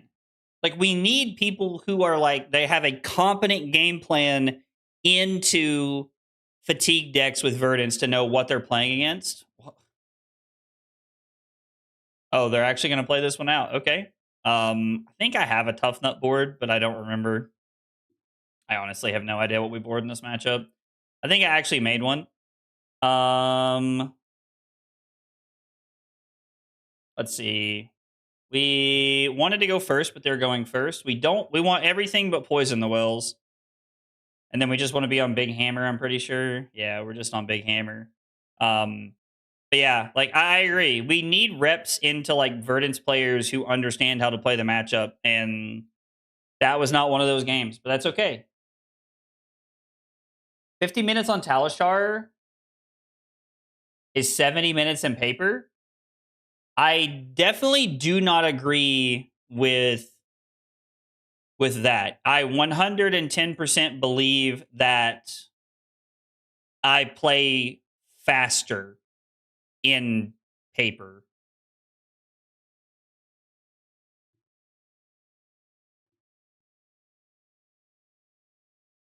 Like, I 110% believe I play faster in paper than like on Talishar. Plus, like, think of all the lag, think of all the time, like the extra time that we spent on that game, just like me trying to like get through that game. So let's see, it's still 2 pieces of equipment if we just throw the terrace under here. I also don't think we should throw terrace under here. I don't really like. We should get a better feel. Actually, I'm just gonna throw this. We should get a better feel for what they're doing before we decide to start like throwing terrace unders.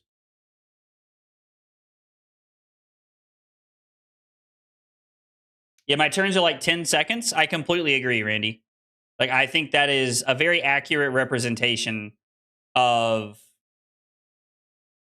how playing faster in paper goes, because like when I played Oldham in paper, my turns were like 5-10 seconds. I mean, like, I would be like, oh, hammer, peak, like whatever, blah blah blah blah blah, write it all down, and then we keep going, like just as fast as we could.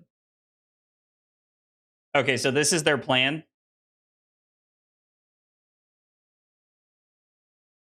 I guess we can keep Channel Lake Frigid in the deck just to like try and slow them down. This is fine. We're just gonna swing the hammer back and forth, I guess. And I start setting my next 4 cards to the side to draw up. Yeah, for sure. Tough Nut's so annoying. I mean, Tough Nut's not the bad guy like ever. Like, look at him. Like, look at Tough Nut. He's just big chilling. What the fuck is this? Okay. Interesting. Instead, destroy this and gain 3 resources. I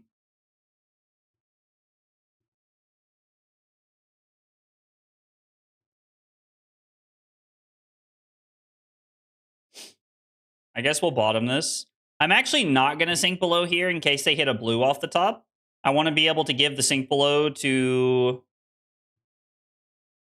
the rock.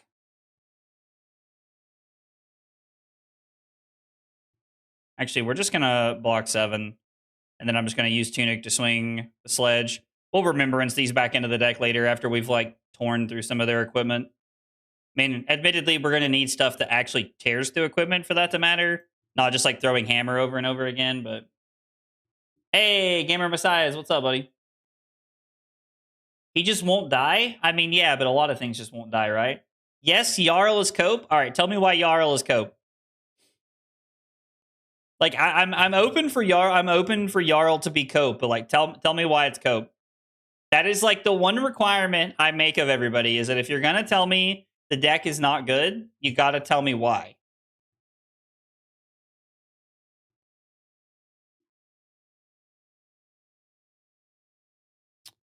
I mean, I guess we'll just again block 7, and all of their things die to blocking. So it's like, do we want to keep Frozen to Death in the deck? I guess keeping Frozen to Death is fine, right? He can't outvalue Tough Nut. I mean, this is going to be one of those like I think that like I would probably refer to Tough Nut as like the Guardian Destroyer, ironically. So I don't know. Tell me why. Yes, I love that song. I love in Brooklyn Nine-Nine when he starts singing it when they're like interviewing the like people, and he's like, "Now number 5," and then like the guy starts singing, and the lady's like, "That's him. That's the guy that murdered my brother," and he's like, "Oh God, I totally forgot about that." So funny. Classic Jake Peralta. And will be expensive to build one. That's fair. Tough Nut's pretty good against heroes who only swing once. True. This deck makes my brain bleed. I mean, they may not be playing a good version of the deck, you know? I genuinely don't know. Or nah. This talisman of, you know, whatever is interesting.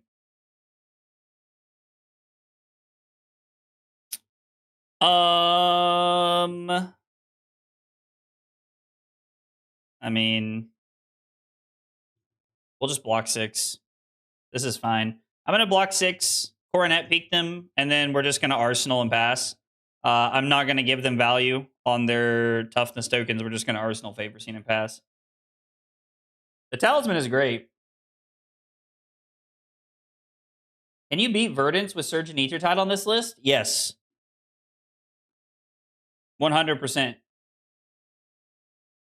Jono.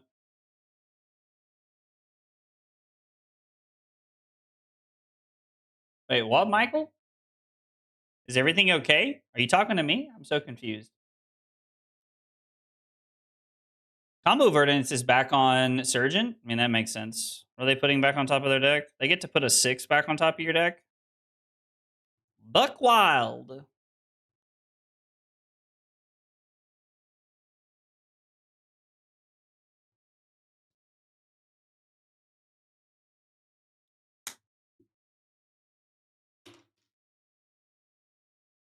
I 100% believe that Fab can support new classes. I mean, there's no ceiling to what Flesh and Blood can do, in my opinion.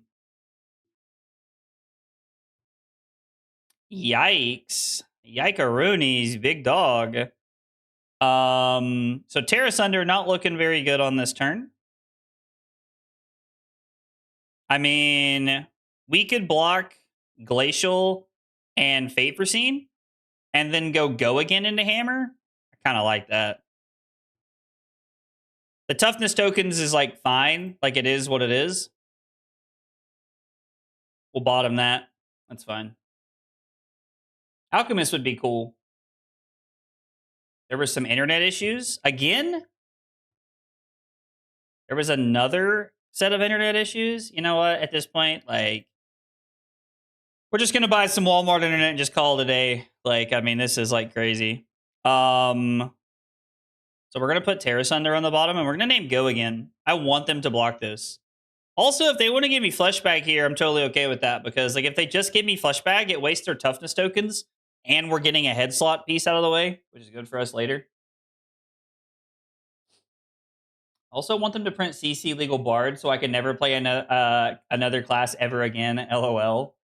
I can't imagine a better matchup for Tough Nut than Jarl. I mean, yeah, they're definitely gonna like bully us in this matchup, I think. You know? And that's okay. Like, this probably is not like... So, this is the kind of matchup you pair into when you play Jarl at a ProQuest, in my opinion. Like, this is the problem with, like, playing a deck that targets a, like, heavy meta. Like, or targets a specific meta, is that it's good at, like, a, like, very, like, secluded event. But I don't think it's very good at an event like a ProQuest. And like, if I'm being real with you guys, it's why I'm leaning Cinder this weekend.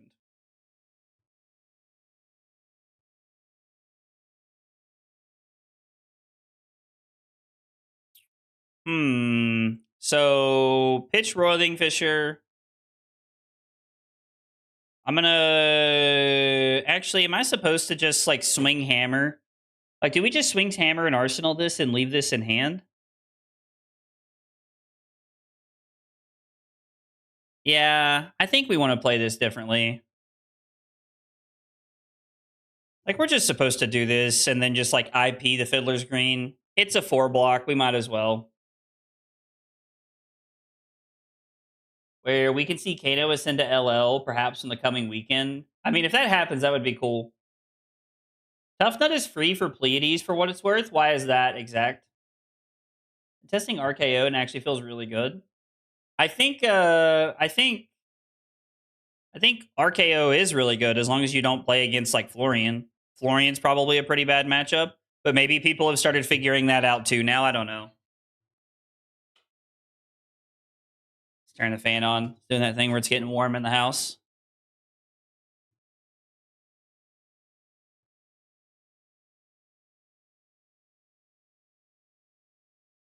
We're just gonna block 7 here.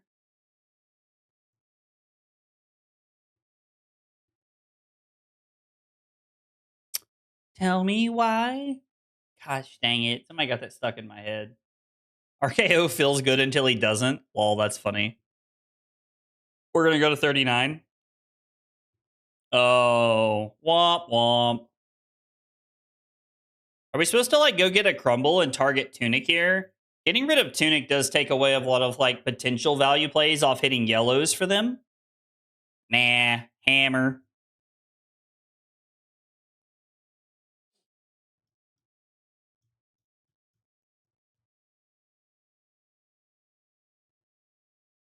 I mean, I don't remember what this does.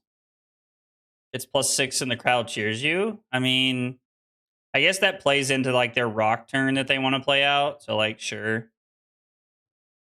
And then they don't attack us. Both sides of Everbloom in Life. We're gonna go back to 40. We're gonna put Everbloom in Life back in the deck, and then we'll just attack C's for 6. He played around Pummel. Technically, he did play around Pummel. Give it to him. Not sure if I should copy and purchase more things for Aurora when she eventually comes back. I mean, I'm on the copium of Play Aurora and Living Legend at World, so I mean, I think you're talking to the wrong person. You should be buying all of the Aurora stuff. Let's go like this. I think that's fine. Ew. Raw face is just gross.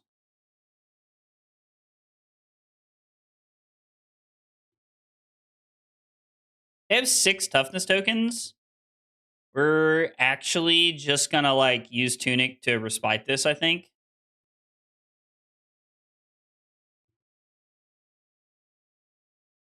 Respite ourselves. Target the escalate order. We're gonna go ahead and gain 3 life to go to 43. Our turn is gonna be play crumble. We will target. We target Tunic or should we target gauntlets? Probably Tunic, if I had to guess. It's probably just better to get Tunic off the board. I mean, we're still playing a Rune Blade that has the ability to do some pretty powerful things. Oh, that's right. They get cheered for doing the thing, which is like fine. We're just going to do this.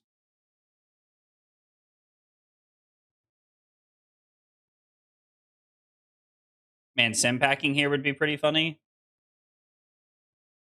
So we essentially gain 1 on that exchange because we block 7 on 6. T-Rex arms into Ataxes. Or no Ataxes. Tunic.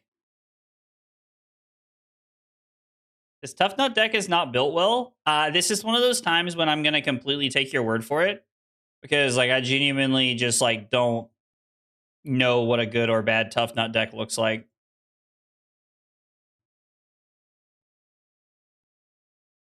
For what it's worth, they're probably able to like put together a ham sandwich against us and like it's fine, right? We're just gonna force a card out of their hand. I do not want to give them value. Like this has dominate, but they also have 2 toughness tokens. So what's the point in attacking? We're up on life. We're currently up on cards, which is good. Now, I mean, granted, that can change quickly because we have more cards out of our deck than they do. But they are on defense reactions. Spicy. Spicy.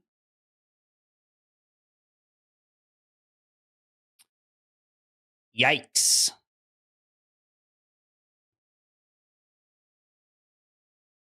Yikes. We're just gonna take 7. This sucks, but we're just gonna take 7.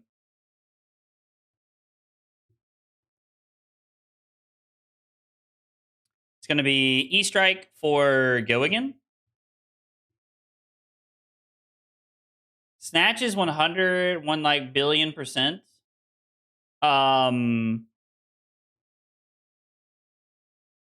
Oh, we both have 6s. Sag. Yeah, I was surprised that Snatch was not on the Sage ban list, to be honest. Kind of wish they hadn't taken one there. I wanted to gain a life. Boo.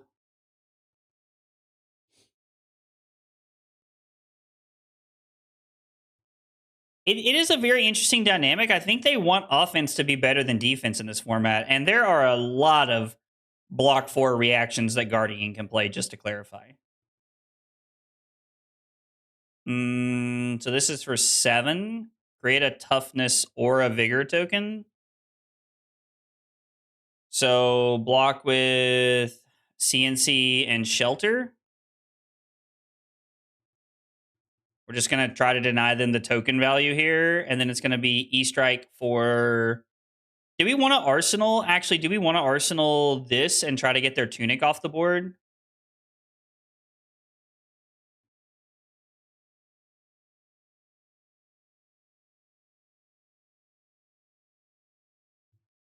I think we do. I think we're in a fine spot to try and be like a little aggressive with the Frozen to Death here. This matchup is a slog. This matchup is 110% a slog. I mean, it's been 14 turns. But it's also been 16 and a half minutes, which means like my opponent and I have probably realistically played like a 12 to 13 minute game, and we've almost gone through an entire cycle of our deck. This is what playing grindy fatigue matchups looks like when your opponent knows how to play them. Let's see. We're playing against Tough Nut. We did go second, I'm pretty sure, because I would have wanted to go first if I could have. Are they just going to take 3? Now they have a favor scene. That's fine. Yeah, I 100% think that being aggressive with the Frozen to Death in Arsenal is worth it to try and get Tunic off the board. What is this? We're gonna block CNC and we're gonna sink below. What the heck?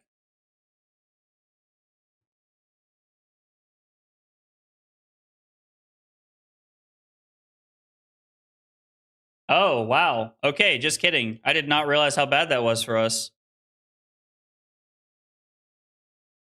Wow. Okay. Get juiced. I would rather pitch both of these to like clear my cards out as opposed to gaining 3 life here. The life will be there later when we need it. All right, this is what we needed. This is fine. This is fine. Yeah, good, clean fight is the truth.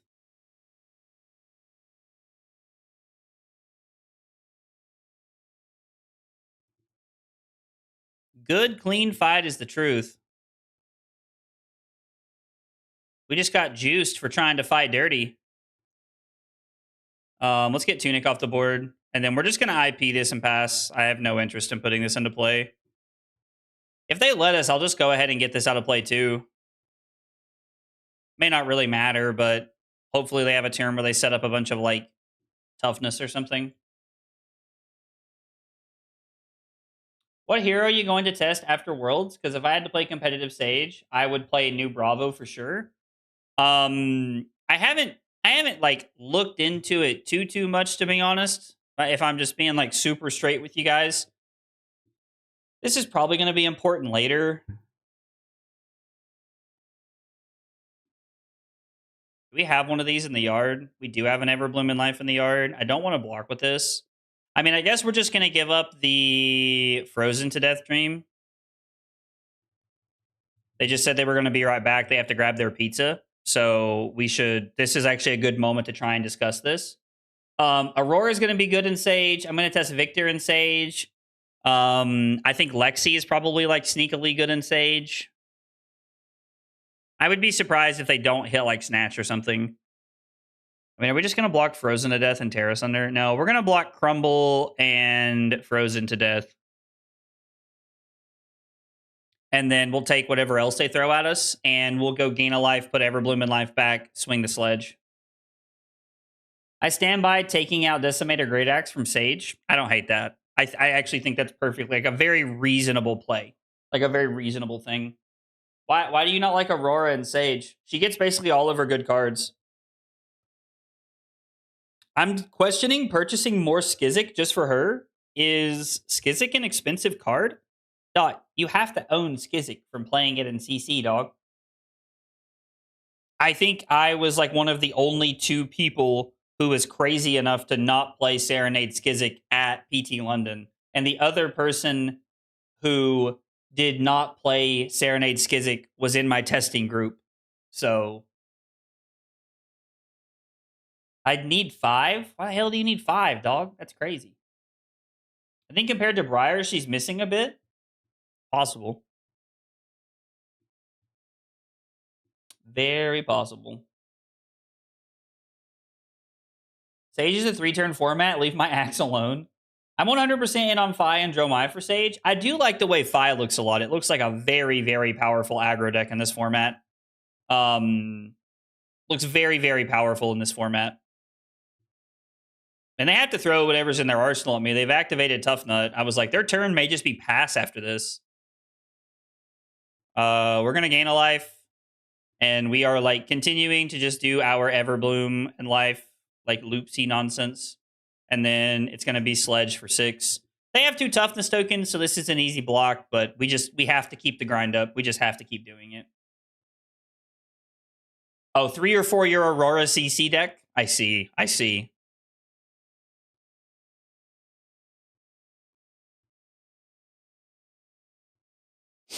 3 toughness tokens, huh? Do we want to Arsenal this? And wait for a turn where there's like 1 or something?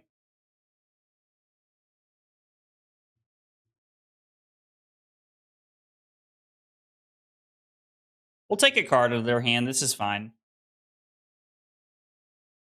I'm fine with just letting them waste these tokens. Also, this is terrifying, guys. Like, this is the card that, like, this is like the, what's it called? This is like Droner Brutality in this format, basically. Which scares the living crap out of me. That they have a drone.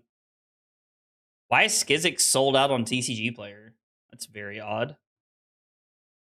I actually love how good this is. Because Respite is just insane. We're going to pitch Pulse to do it. Actually, I should definitely pitch Frozen to death so that I can play the Pulse if I need to save life here. We're going to target Command and Conquer after I picked myself for Respite.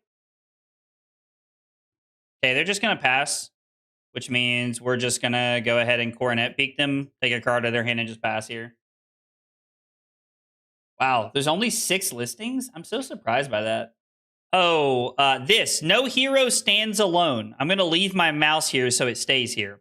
While this is in any zone, if you've controlled a toughness token this turn, this gets +3 in ambush. Wait, no, this is not the one I'm thinking of.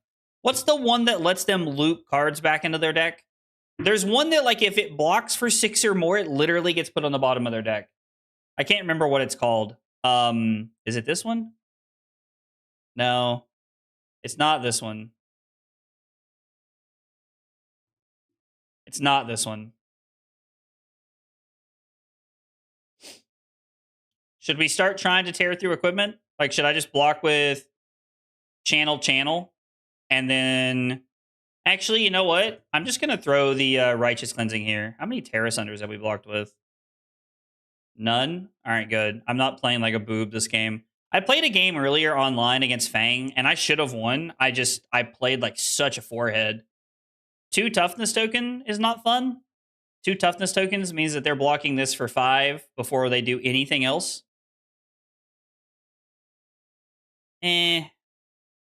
Whatever. We'll just throw the hammer. Fine, fine, fine. But I'm not happy about it.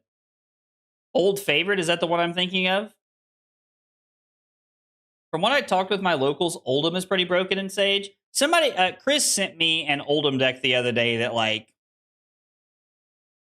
made me happy looking at it because it was all of the 4-block yellow clashing cards from Mastery Pack Guardian. And then it was like just a bunch of cards that didn't clash well. You were literally just treating them as 4 blocks. It was insane. So I don't know. It looked really cool. Like you're just blocking a ton. Just toxic, toxic, toxic, toxic, toxic, toxic, toxic.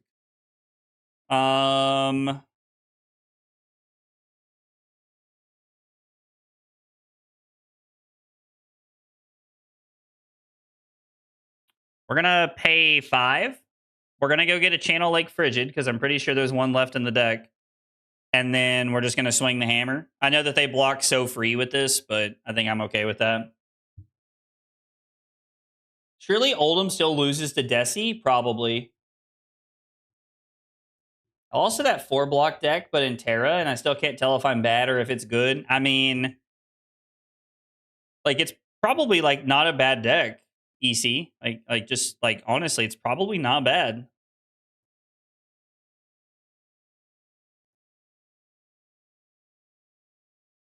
So they're at 21, and I'm at 19 cards. So we do have to be careful. Although being ahead on life does put me in a good spot. Them hitting a red off the top is crazy good work for us. It's worth noting that they wouldn't have been able to. They would not have been able to throw the rock there with Tunic. So it's an important note. It uses all the yellow 4 blocks. If you end up with a block card in hand, you pitch it to make a Might to Terra. I mean, that seems pretty good. They discarded this. Oh, I see. Okay. So we're going to go to 36. And then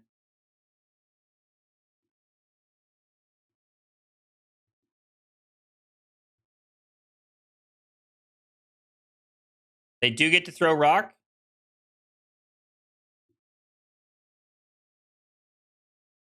Ooh, okay. I mean, that's fine. We haven't used any equipment yet. I probably should have looked to use flexors before now, to be honest. Probably should have been the plan. Like using flexors on like one of their buck wilds would have been good. I think they pitched another one, so I think we're going to get a bailout turn, but still important, something to keep track of.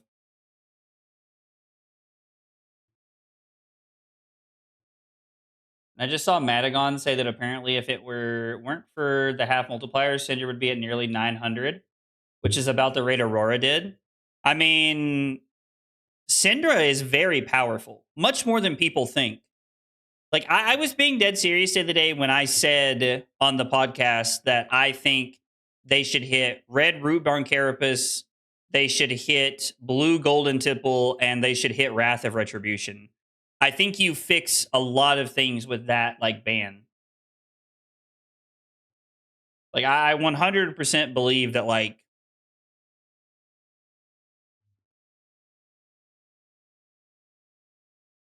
I 110% believe that like Cendere is much more impactful than people give her credit for.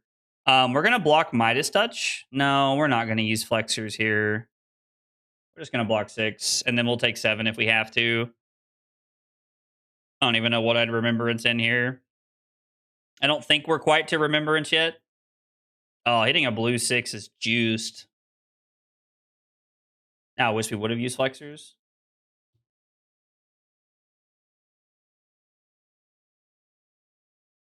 She'd be at 700. I mean, 700 is still pretty good though, right?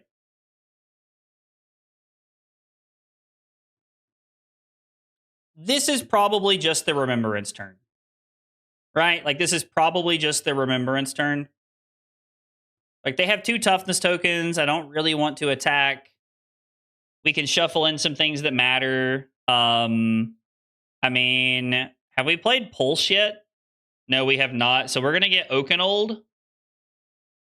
There's only 1. And then we're going to get 2 copies of Crumble to Eternity so that we have more fuse targets. We're going to get a Crumble, an Oakenold, and a Command and Conquer is going to be our plan here, actually. And then we're just going to pass. And now we are up a card. We immediately draw away to Fuse. Not that that means like a ton.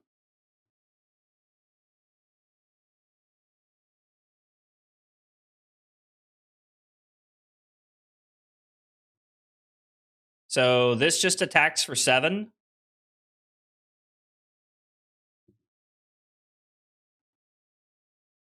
No blocks. Takes 7 to 24. Throw Righteous Cleansing off of Tunic and these 2 cards. Throw Arsenal Sigil. Or play Sigil and then Arsenal Oakenold. Seems fine.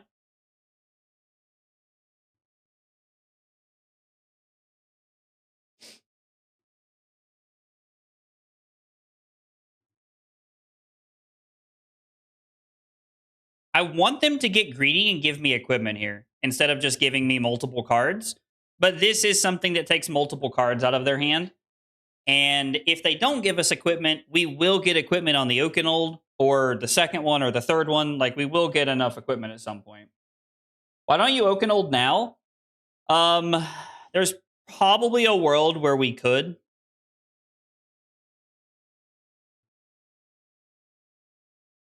Like, we might have been fine to Oakenold here. Honestly, I don't know.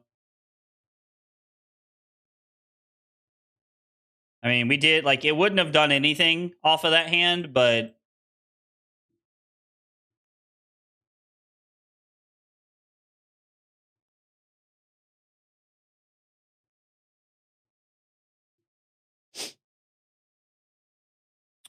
block with Terrace Under, take 5. Pitch Everbloom in Life to Oakenold, and then Fuse here. It seems fine, I guess.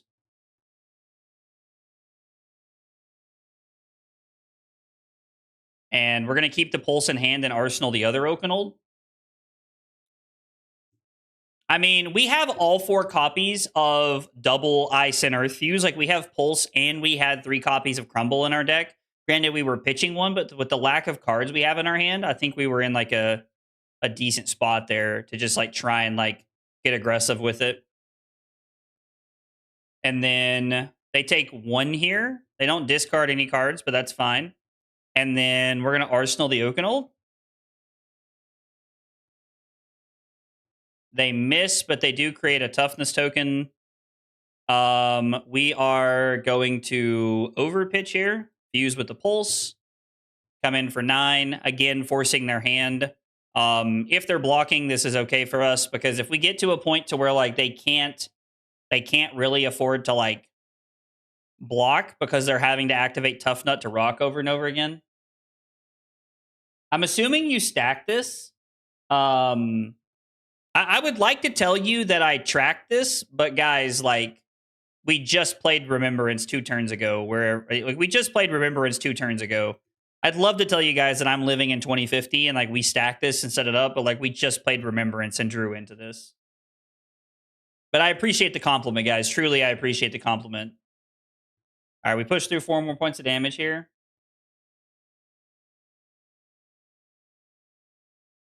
Most of her games never reach second cycle, so seeing it early versus seeing it at the bottom is a different world. I do agree with that. Like, somebody asked me the other day, they were like, do you think Wrath should have not been legendary? And I was like, respectfully, like, what world are you living in where like that should have ever have been a thing? They have a ton of toughness tokens here.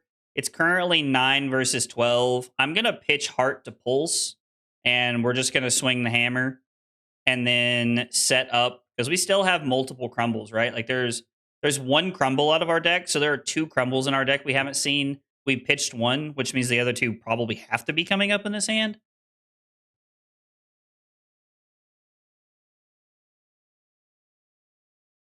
We're going to pitch Terrace Under because... Yeah, we're going to pitch Terrace Under because I want Terrace Under to start getting value. They're holding on to that equipment for dear life. Like, they are holding on to play around Terrace Unders because they know that's what's going to win us the game. No, you're good, Trent. It's all good. When you only have 12 cards, it's bound to line up after your Remembrance. I completely agree.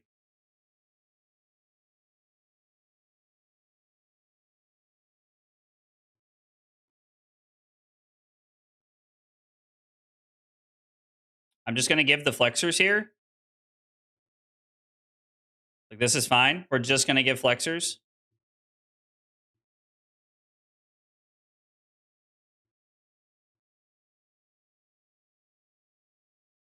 Okay.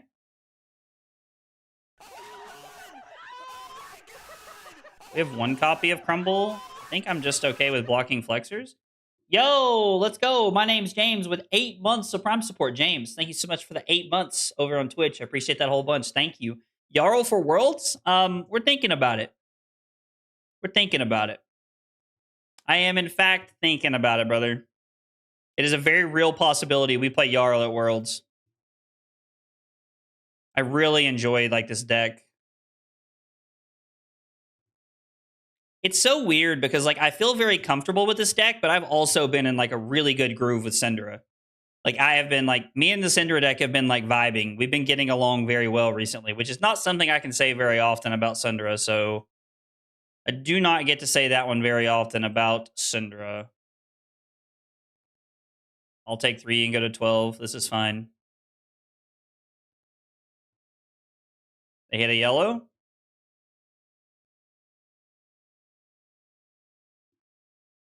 Oh, this costs 3 less to play. Nice. Okay. We're just gonna block and keep our life total up here. There's no reason not to do that.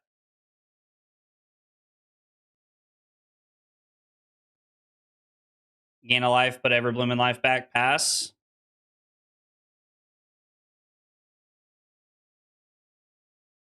So I'm gonna aim to keep Crumble and Heart here. Really don't want to take damage, but we might if that's how it pops up. I don't think they have anything with Go Again left. I think this is like singular things only here. Would you say it's been Windra? I love that. You have no idea how happy that makes me, Trent.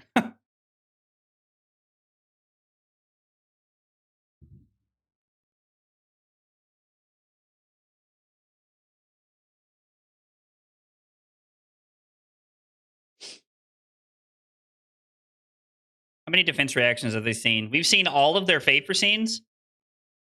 3, 4, 5, 6, 7, 8, 9. If I play Terrace Under and play the Oakenold, we come in for 10. Like, take 6, go to 6, and then, like, the Oakenold for 10 should win the game.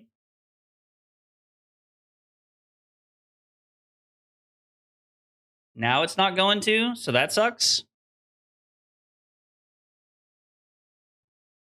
3, 4, 5, 6, 7, 8, 9, 10. Eh. So we should just save the Terrace Under. Like, there's no reason to play the Terrace Under now. We're just going to park one in Arsenal. Have I heard 6? Yes, you did hear 6. One might say 6, 7. 6, 7. That's true. They are about to run out of cards to flip off the top of the deck, which is also impactful. When they do that, we pretty much win. I mean, this was... I don't think this was correct. Arsenal this, and now we just win the game, I'm pretty sure.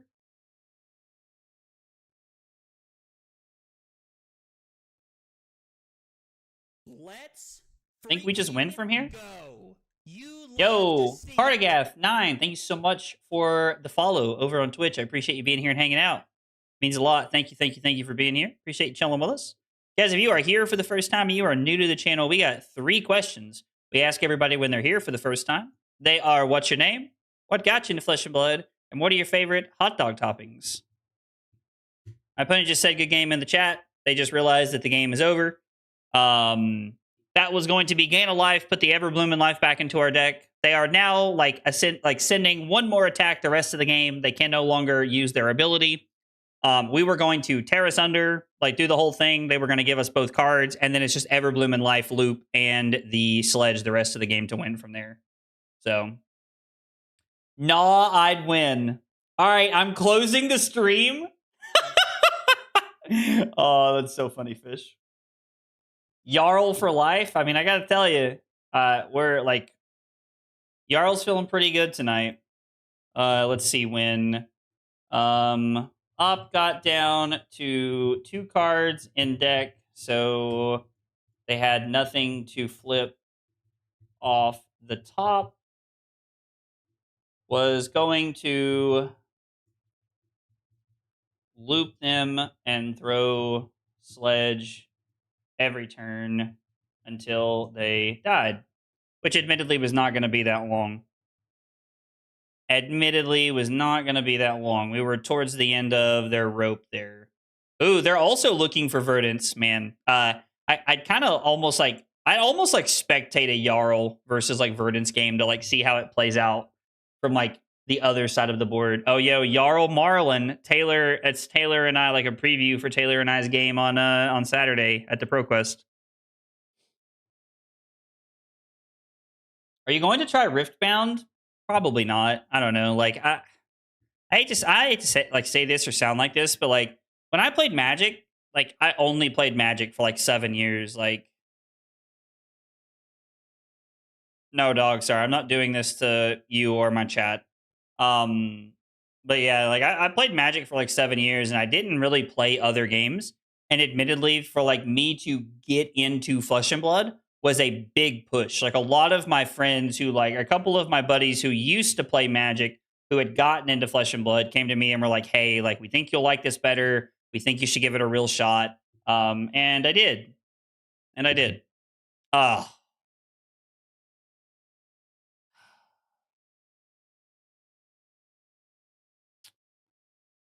I have no idea how this is going to play out. I don't even think I have a board for this. I assume this is like Big Hammer. We're probably just throwing the kitchen sink, like everything but a poison the well, I imagine. And we're just on Big Hammer here. This is going to be an interesting game. I have no idea how this plays out. Truly have no idea. This is going to be the last game of the night, guys. Sorry.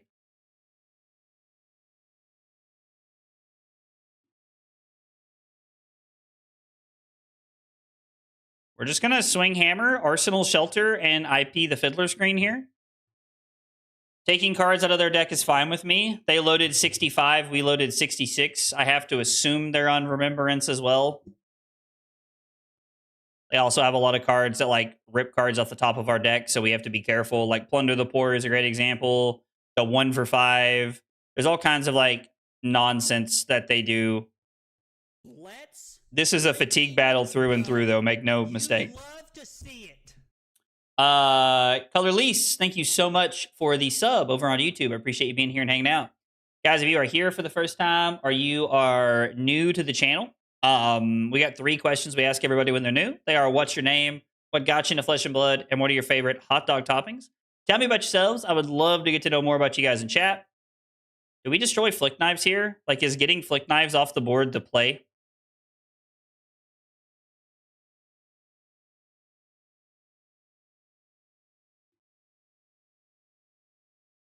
Like, I assume we want to crumble and get Flick Knives out of play. It's kind of obnoxious, but not much we can do about it, admittedly. Like, we would have had to have blocked with an extra card, and I just don't think that's correct. I assume we want to get Flick Knives so that we can stop them from, like, flicking Graven Call at us and getting it back over and over again.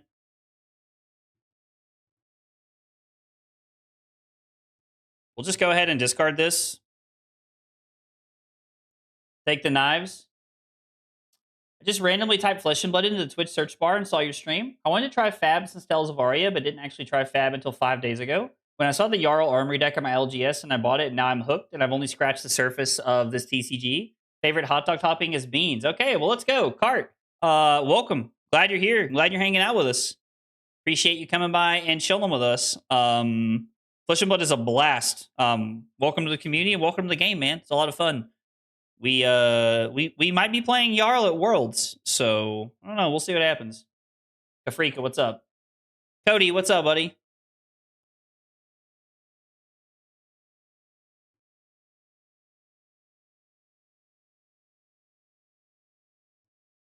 I think just throwing Sledge when we can is fine. Like, we need to pressure them. Why did they flick this at us?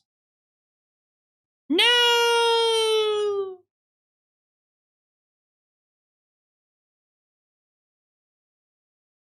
Oh, because they're going to be able to buy it back because of this. So we should have saw this coming.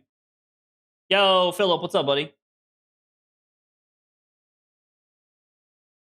Dude, Kafrika, I'm doing well. Oh!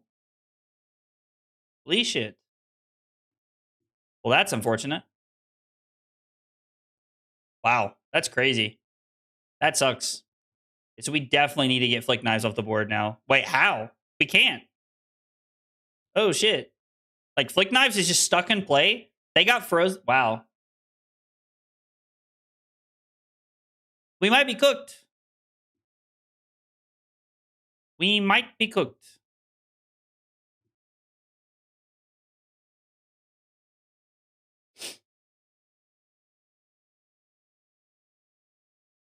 I mean, are we just going to have to go, like, Burr super aggro?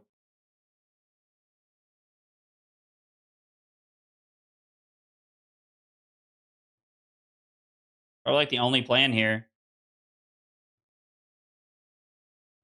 Probably should have saw that coming. And they got a Righteous Cleansing? Holy shit, this is awful. I mean, we're just looking to swing hammer every turn, I guess, now. We don't really have another choice. That is a disaster. Yikes.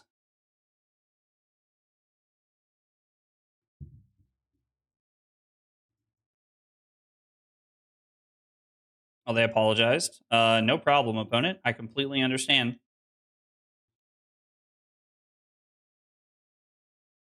I'm like mentally in my head, I'm like trying to think, okay, like what do we do from here? Like what are we pivoting to? What is the game plan to win from here? I agree. That is very, very unfortunate, but I still think we have to figure out how to pivot from here.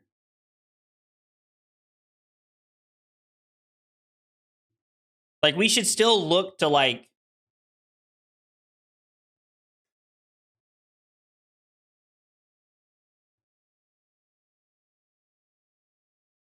we should still be looking to see like how can we get out of this? Now, admittedly, it's not looking great, but Throw Dagger does not make that any better for us. Because even if we did get Flick Knives off the board, which I now think is impossible,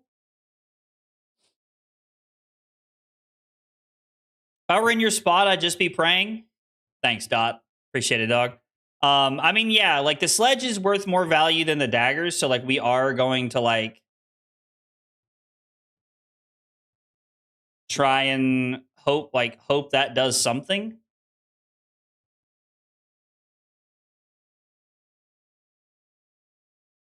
I was like, I'm assuming this is just going to be 3. And then, I mean, the Everblooming Life Loop is probably going to have to be a big part of us winning this. We're going to put Crumble back in our deck. Tunic, Swing the Sledge, Arsenal, Sink Below. We've already seen one Command and Conquer. Okay. I mean, we also have to get these out of our deck. Well, like, once we get these out of their deck, we're okay.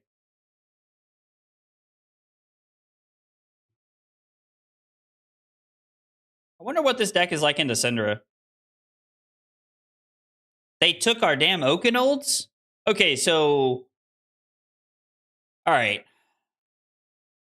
Oakenold... They just said that was really cool. They take my Frozen to Deaths, and they take my Oakenolds out of my deck, and they say that's really cool. I know Dwar comes by the stream sometime. I hope they go back and watch this later and see this. That's so funny. All right, it's okay. We're gonna keep fighting. It's okay. Like it's not great, and it's not the best thing in the world, but we're gonna keep pushing. Channel Mount Eisen gives us opportunities later.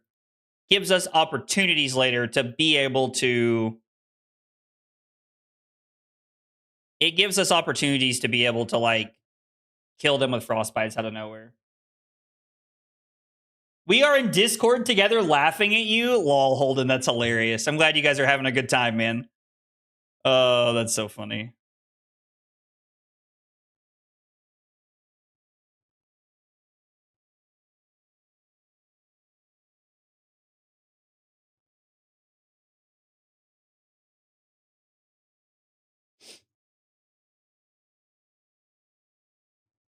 I think we'd rather have. Well, would we rather have crumbles? We don't. We can't get these back, so it doesn't matter. Like, what's the point? Ugh, man. All right, let's see what they banish with coercive tendency. They banish a Terrace Under.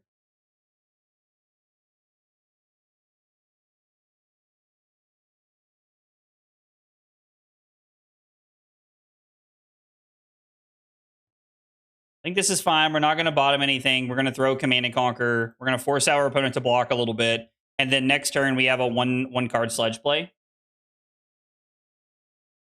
We saw the Oakenold and started cracking up. I mean, yeah, the Oakenold's pretty solid. Like the two, like Hunt, is it, what's it called? Where's it at? I always forget what it's called. Where the hell did it go? There it is. Hunter or Hunted. It's been pretty bad. You love to see it. Yo, Cartagod, thank you so much for the sub over on YouTube as well. I appreciate that. Thank you, thank you, thank you. We're just gonna give the Fate Foreseen here. I'm like pretty content with this, I think. We're just gonna give double Fate Foreseen. Bottom that. We kind of have to treat our ups almost like we did with Oldham, where like if it's not impactful, we're just putting it on the bottom, I think. All right, so they're gonna go to 33. I would like to try and gain some life with Everbloom in life, but I think we're just in a spot where swinging Sledge is more important. Okay. So they're taking 1 and gaining 3, so net plus 2 to 35. And then we're just shit.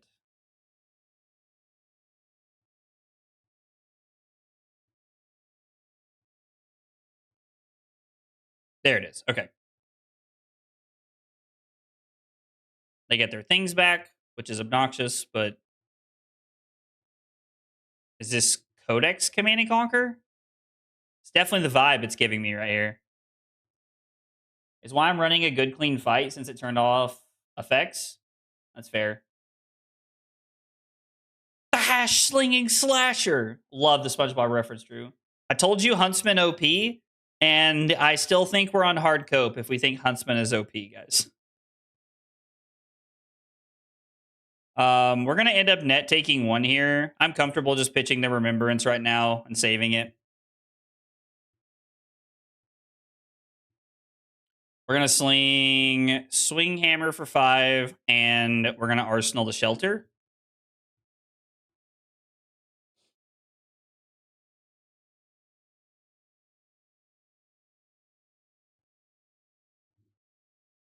They made Huntsman into a slot machine that pays out more than ever, which is an improvement. Nah, Huntsman OP. I mean, in this matchup, probably. Like, Huntsman's probably just better at, like, fatiguing us than we are them.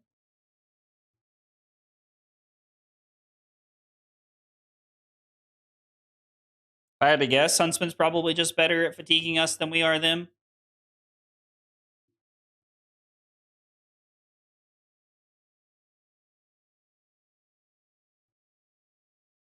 We're going to block like this. With 2 or less defense, well, I mean, I guess technically there are some cards like that exist in our deck, but there's not a ton.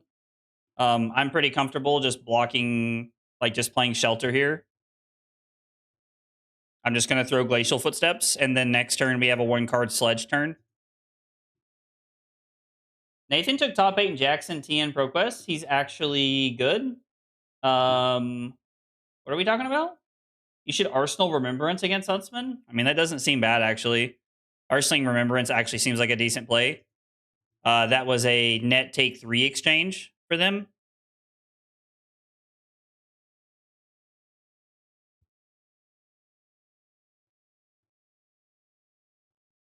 Comfortable with just taking this. I'm also comfortable with just taking this. I think we have to take the daggers in this matchup, unfortunately.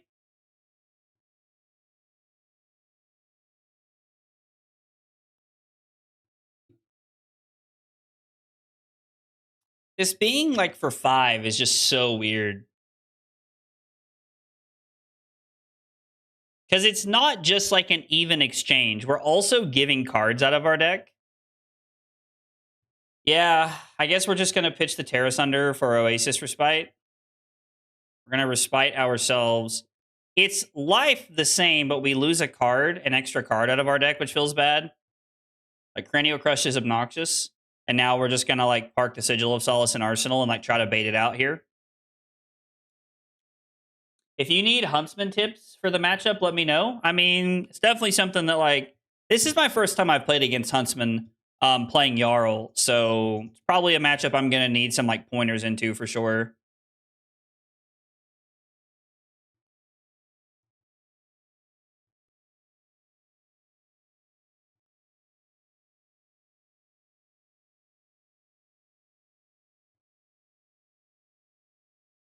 Having to block with Terrace Under after they've already taken one of our deck feels really, really bad. I mean, I guess we can get it back, though.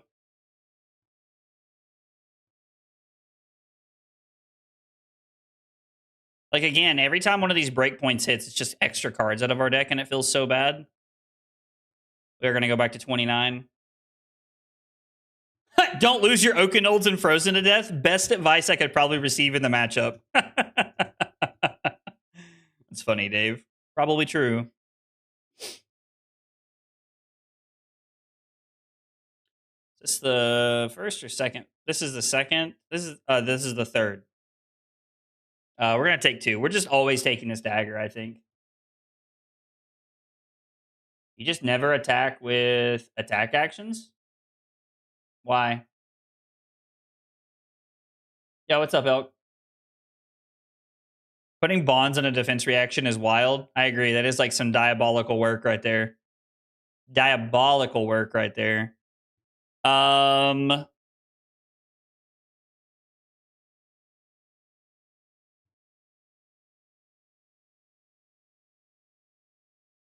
gonna bottom. We're gonna sink below the Command and Conquer here.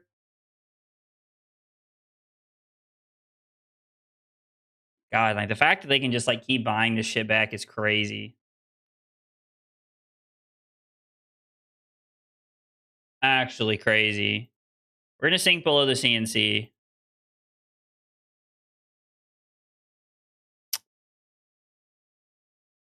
That's not good. Wow, that's bad.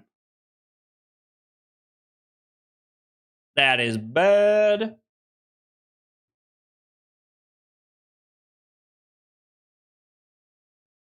All right, well, that's the last one at least, but they're at 29 cards versus our 23. About to be less. Sink Below is being hunted. Well, I think there's like only one copy of Sink Below left in the deck, so that's good at least. I'm pretty sure we're in a lose state right now. You need to do something proactive to win. The problem is that our Righteous Cleansing has been hit, our Oakenolds have been hit. I don't think there is a proactive thing that we do that wins us the game from here. I mean, like, the matchup is probably fine. Having our Oakenolds and our Frozen to Death taking out of the deck is, like, kind of crazy.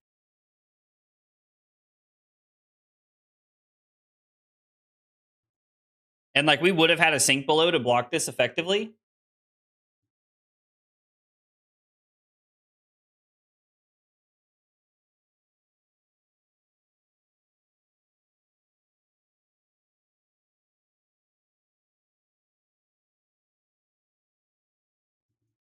I mean, it's one card out of hand or, like, cards out of deck. I guess it's kind of the same.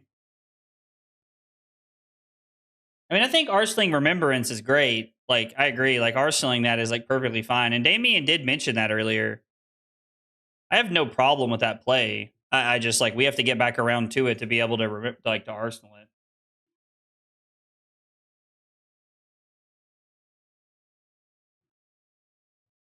One Earth card in our banish zone for Decompose is true.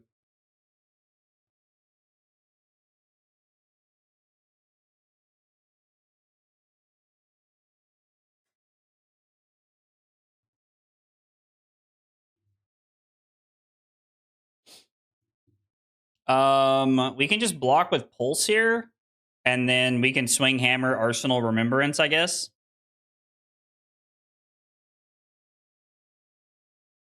I don't even know what we're getting back. Yeah, this feels so bad.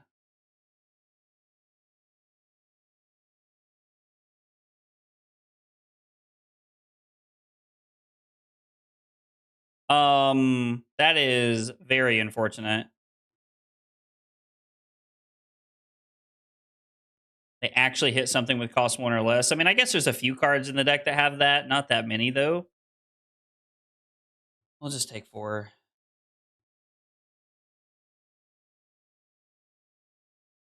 How does Arsenal Remembrance play around Hunted or Hunted? Like, we don't know what's on top of our deck. It doesn't matter. Like, we're shuffling cards into our deck. There's not a window between where what they name and where we can play the card, right? Like, I don't think there's a window for us to be able to do that.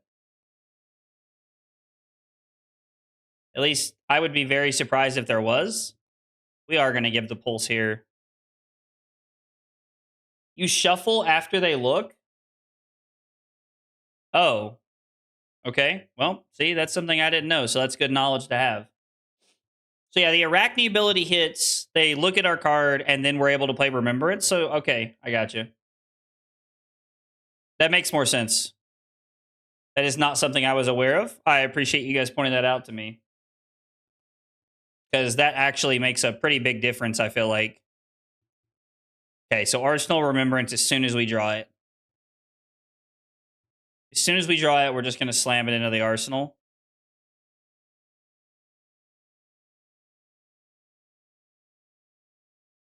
Yeah, I'm just going to... There's no winning from here. We're getting got by, like, the Leave No Witnesses here. Man. The Frozen to Death and the Oakenolds, and then hitting the Everbloom in Life was, like, probably the last, like, nail in the coffin there. Man, that's tough. That was tough. Dwar, GG's, man. Those hits off the top, off the Hunted or Hunter were, like, absolutely insane. It was crazy. Let's see. Huntsman, we went first. I can find the buttons. Why? We did lose.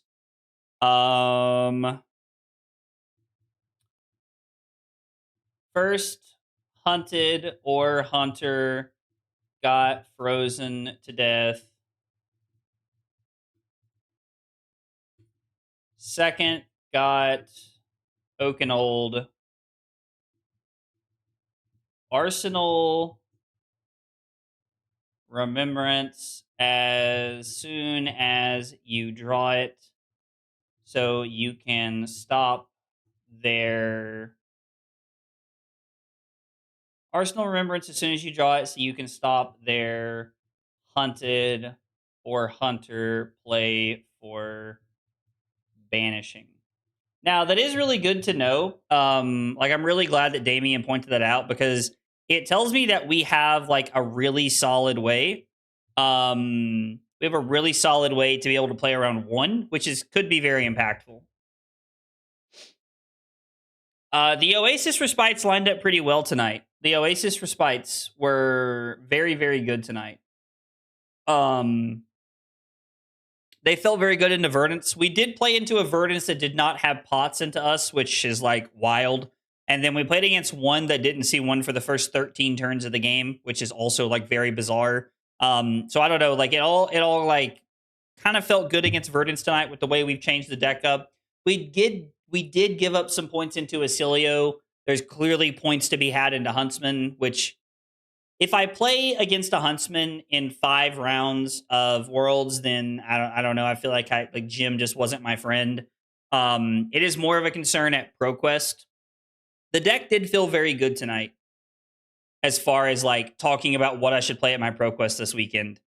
I was really hoping that tonight's stream was going to like push me in one direction and let me be like, oh, I'm going to play this or I'm going to play this. And like I would know exactly what I should be doing at ProQuest this weekend. Because at the end of tonight, going into tomorrow, like at the end of tonight's stream was like the deadline I had for myself on I should have a CC and LL deck picked. I do have an LL deck pick. I'm going to be playing Aurora and LL.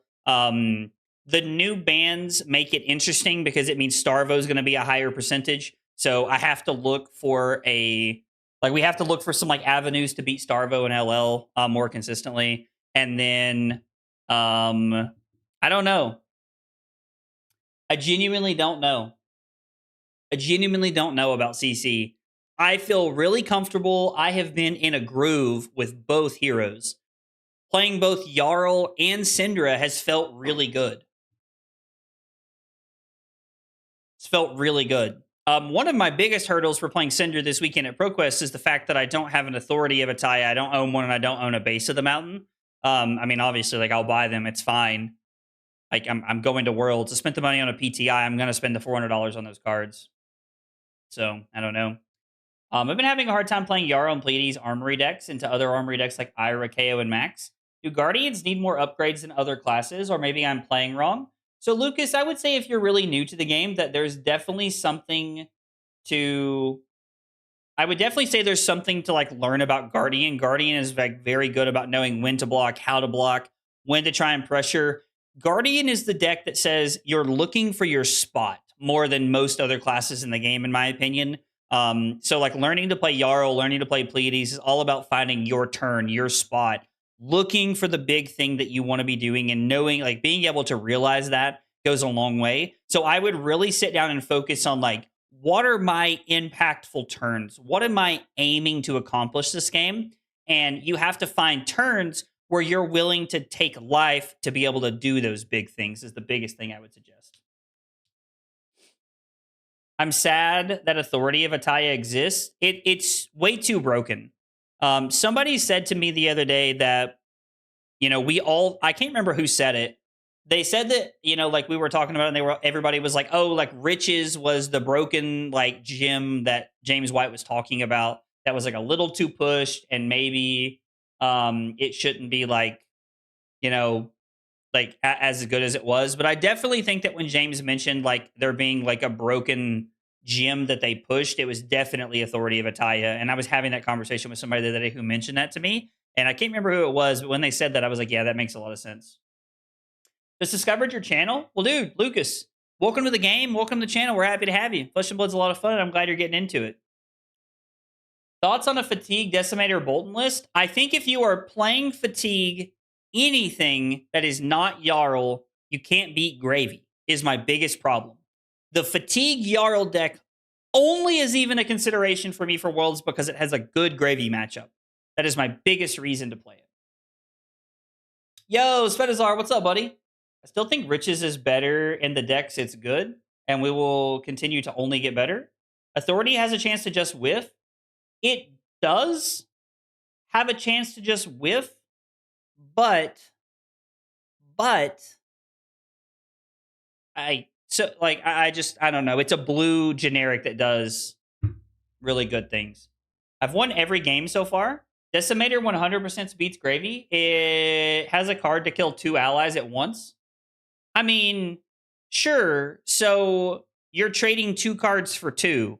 You're basically playing blow for a blow.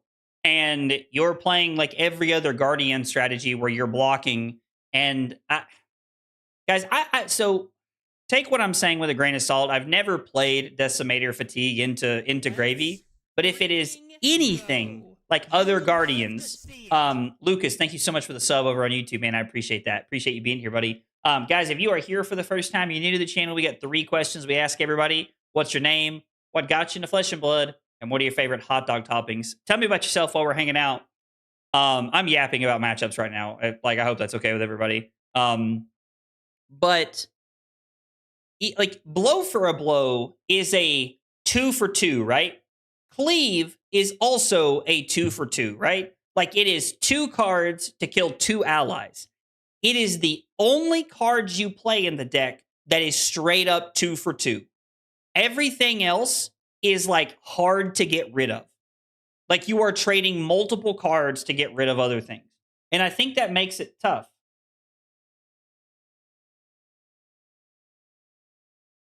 The price tag is way too much. I agree, Svetazar. It's ridiculous. Cleave can target Poly before they take it off the shoulder. That is interesting, Dave. You might beat PQ gravies, but like a good gravy can just get over your defense in the late game. So I have to admit, I am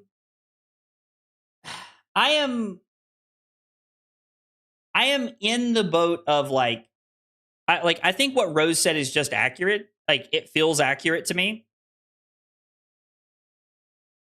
You have tools. There is not a fatigue deck in the game that disposes of gravy like Jarl does. If you get Compass in the first 5 turns, it is like almost free. And you can go back and watch other streams. I don't think I've lost to a Gravy Bones on stream.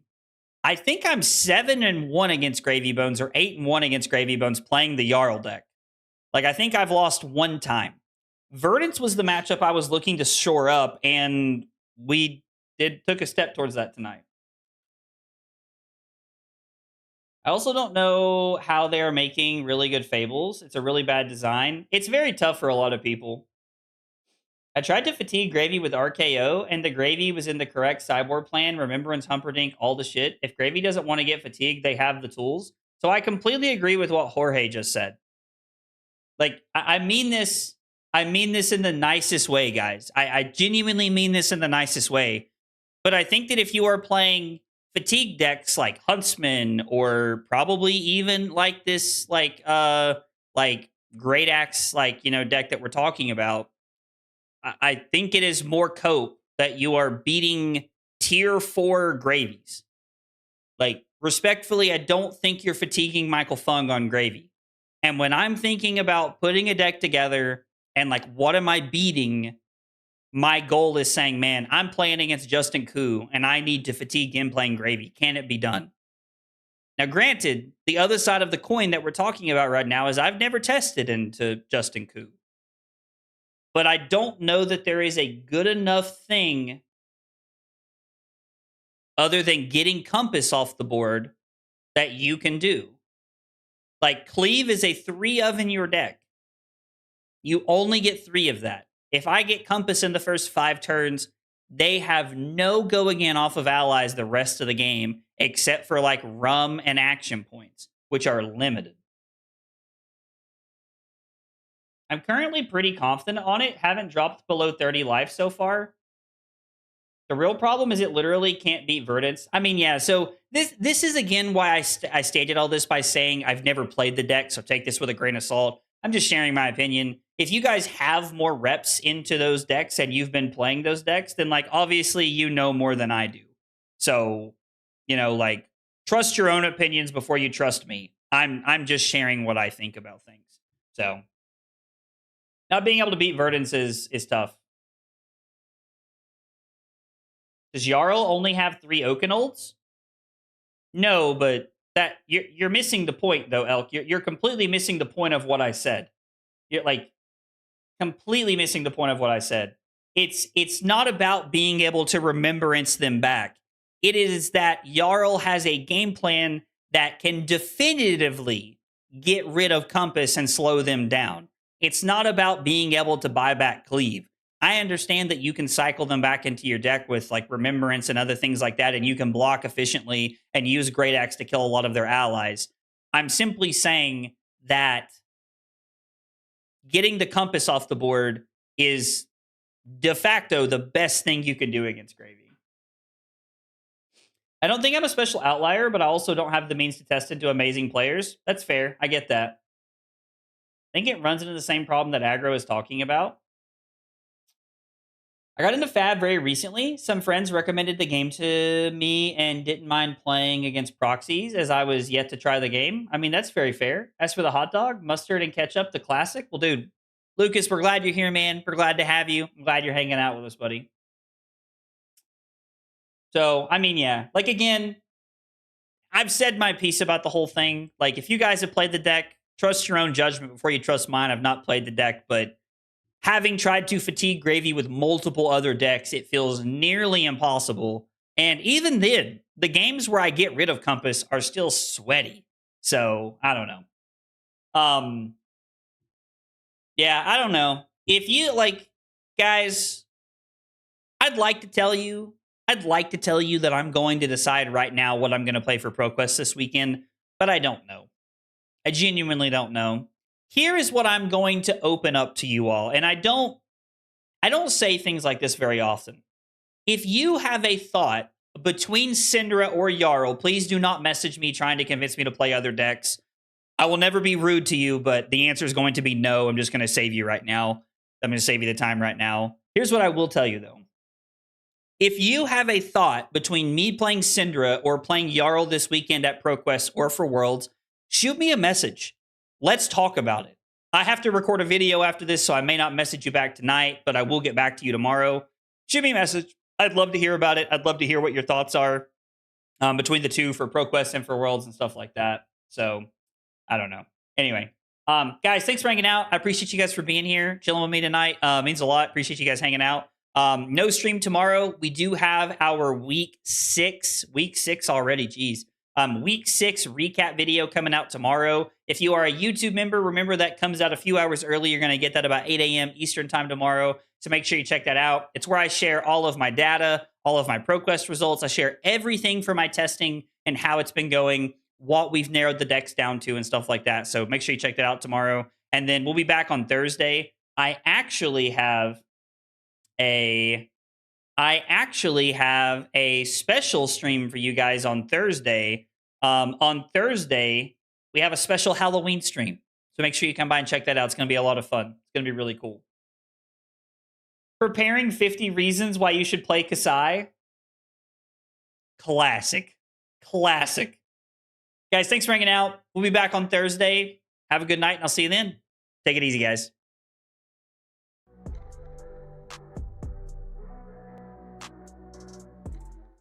Kyle requested 5 subs of water. Fucking weeb. It was not water. That was not water. Oh, here, have some water. I was lied to. The lies. Yo, only 4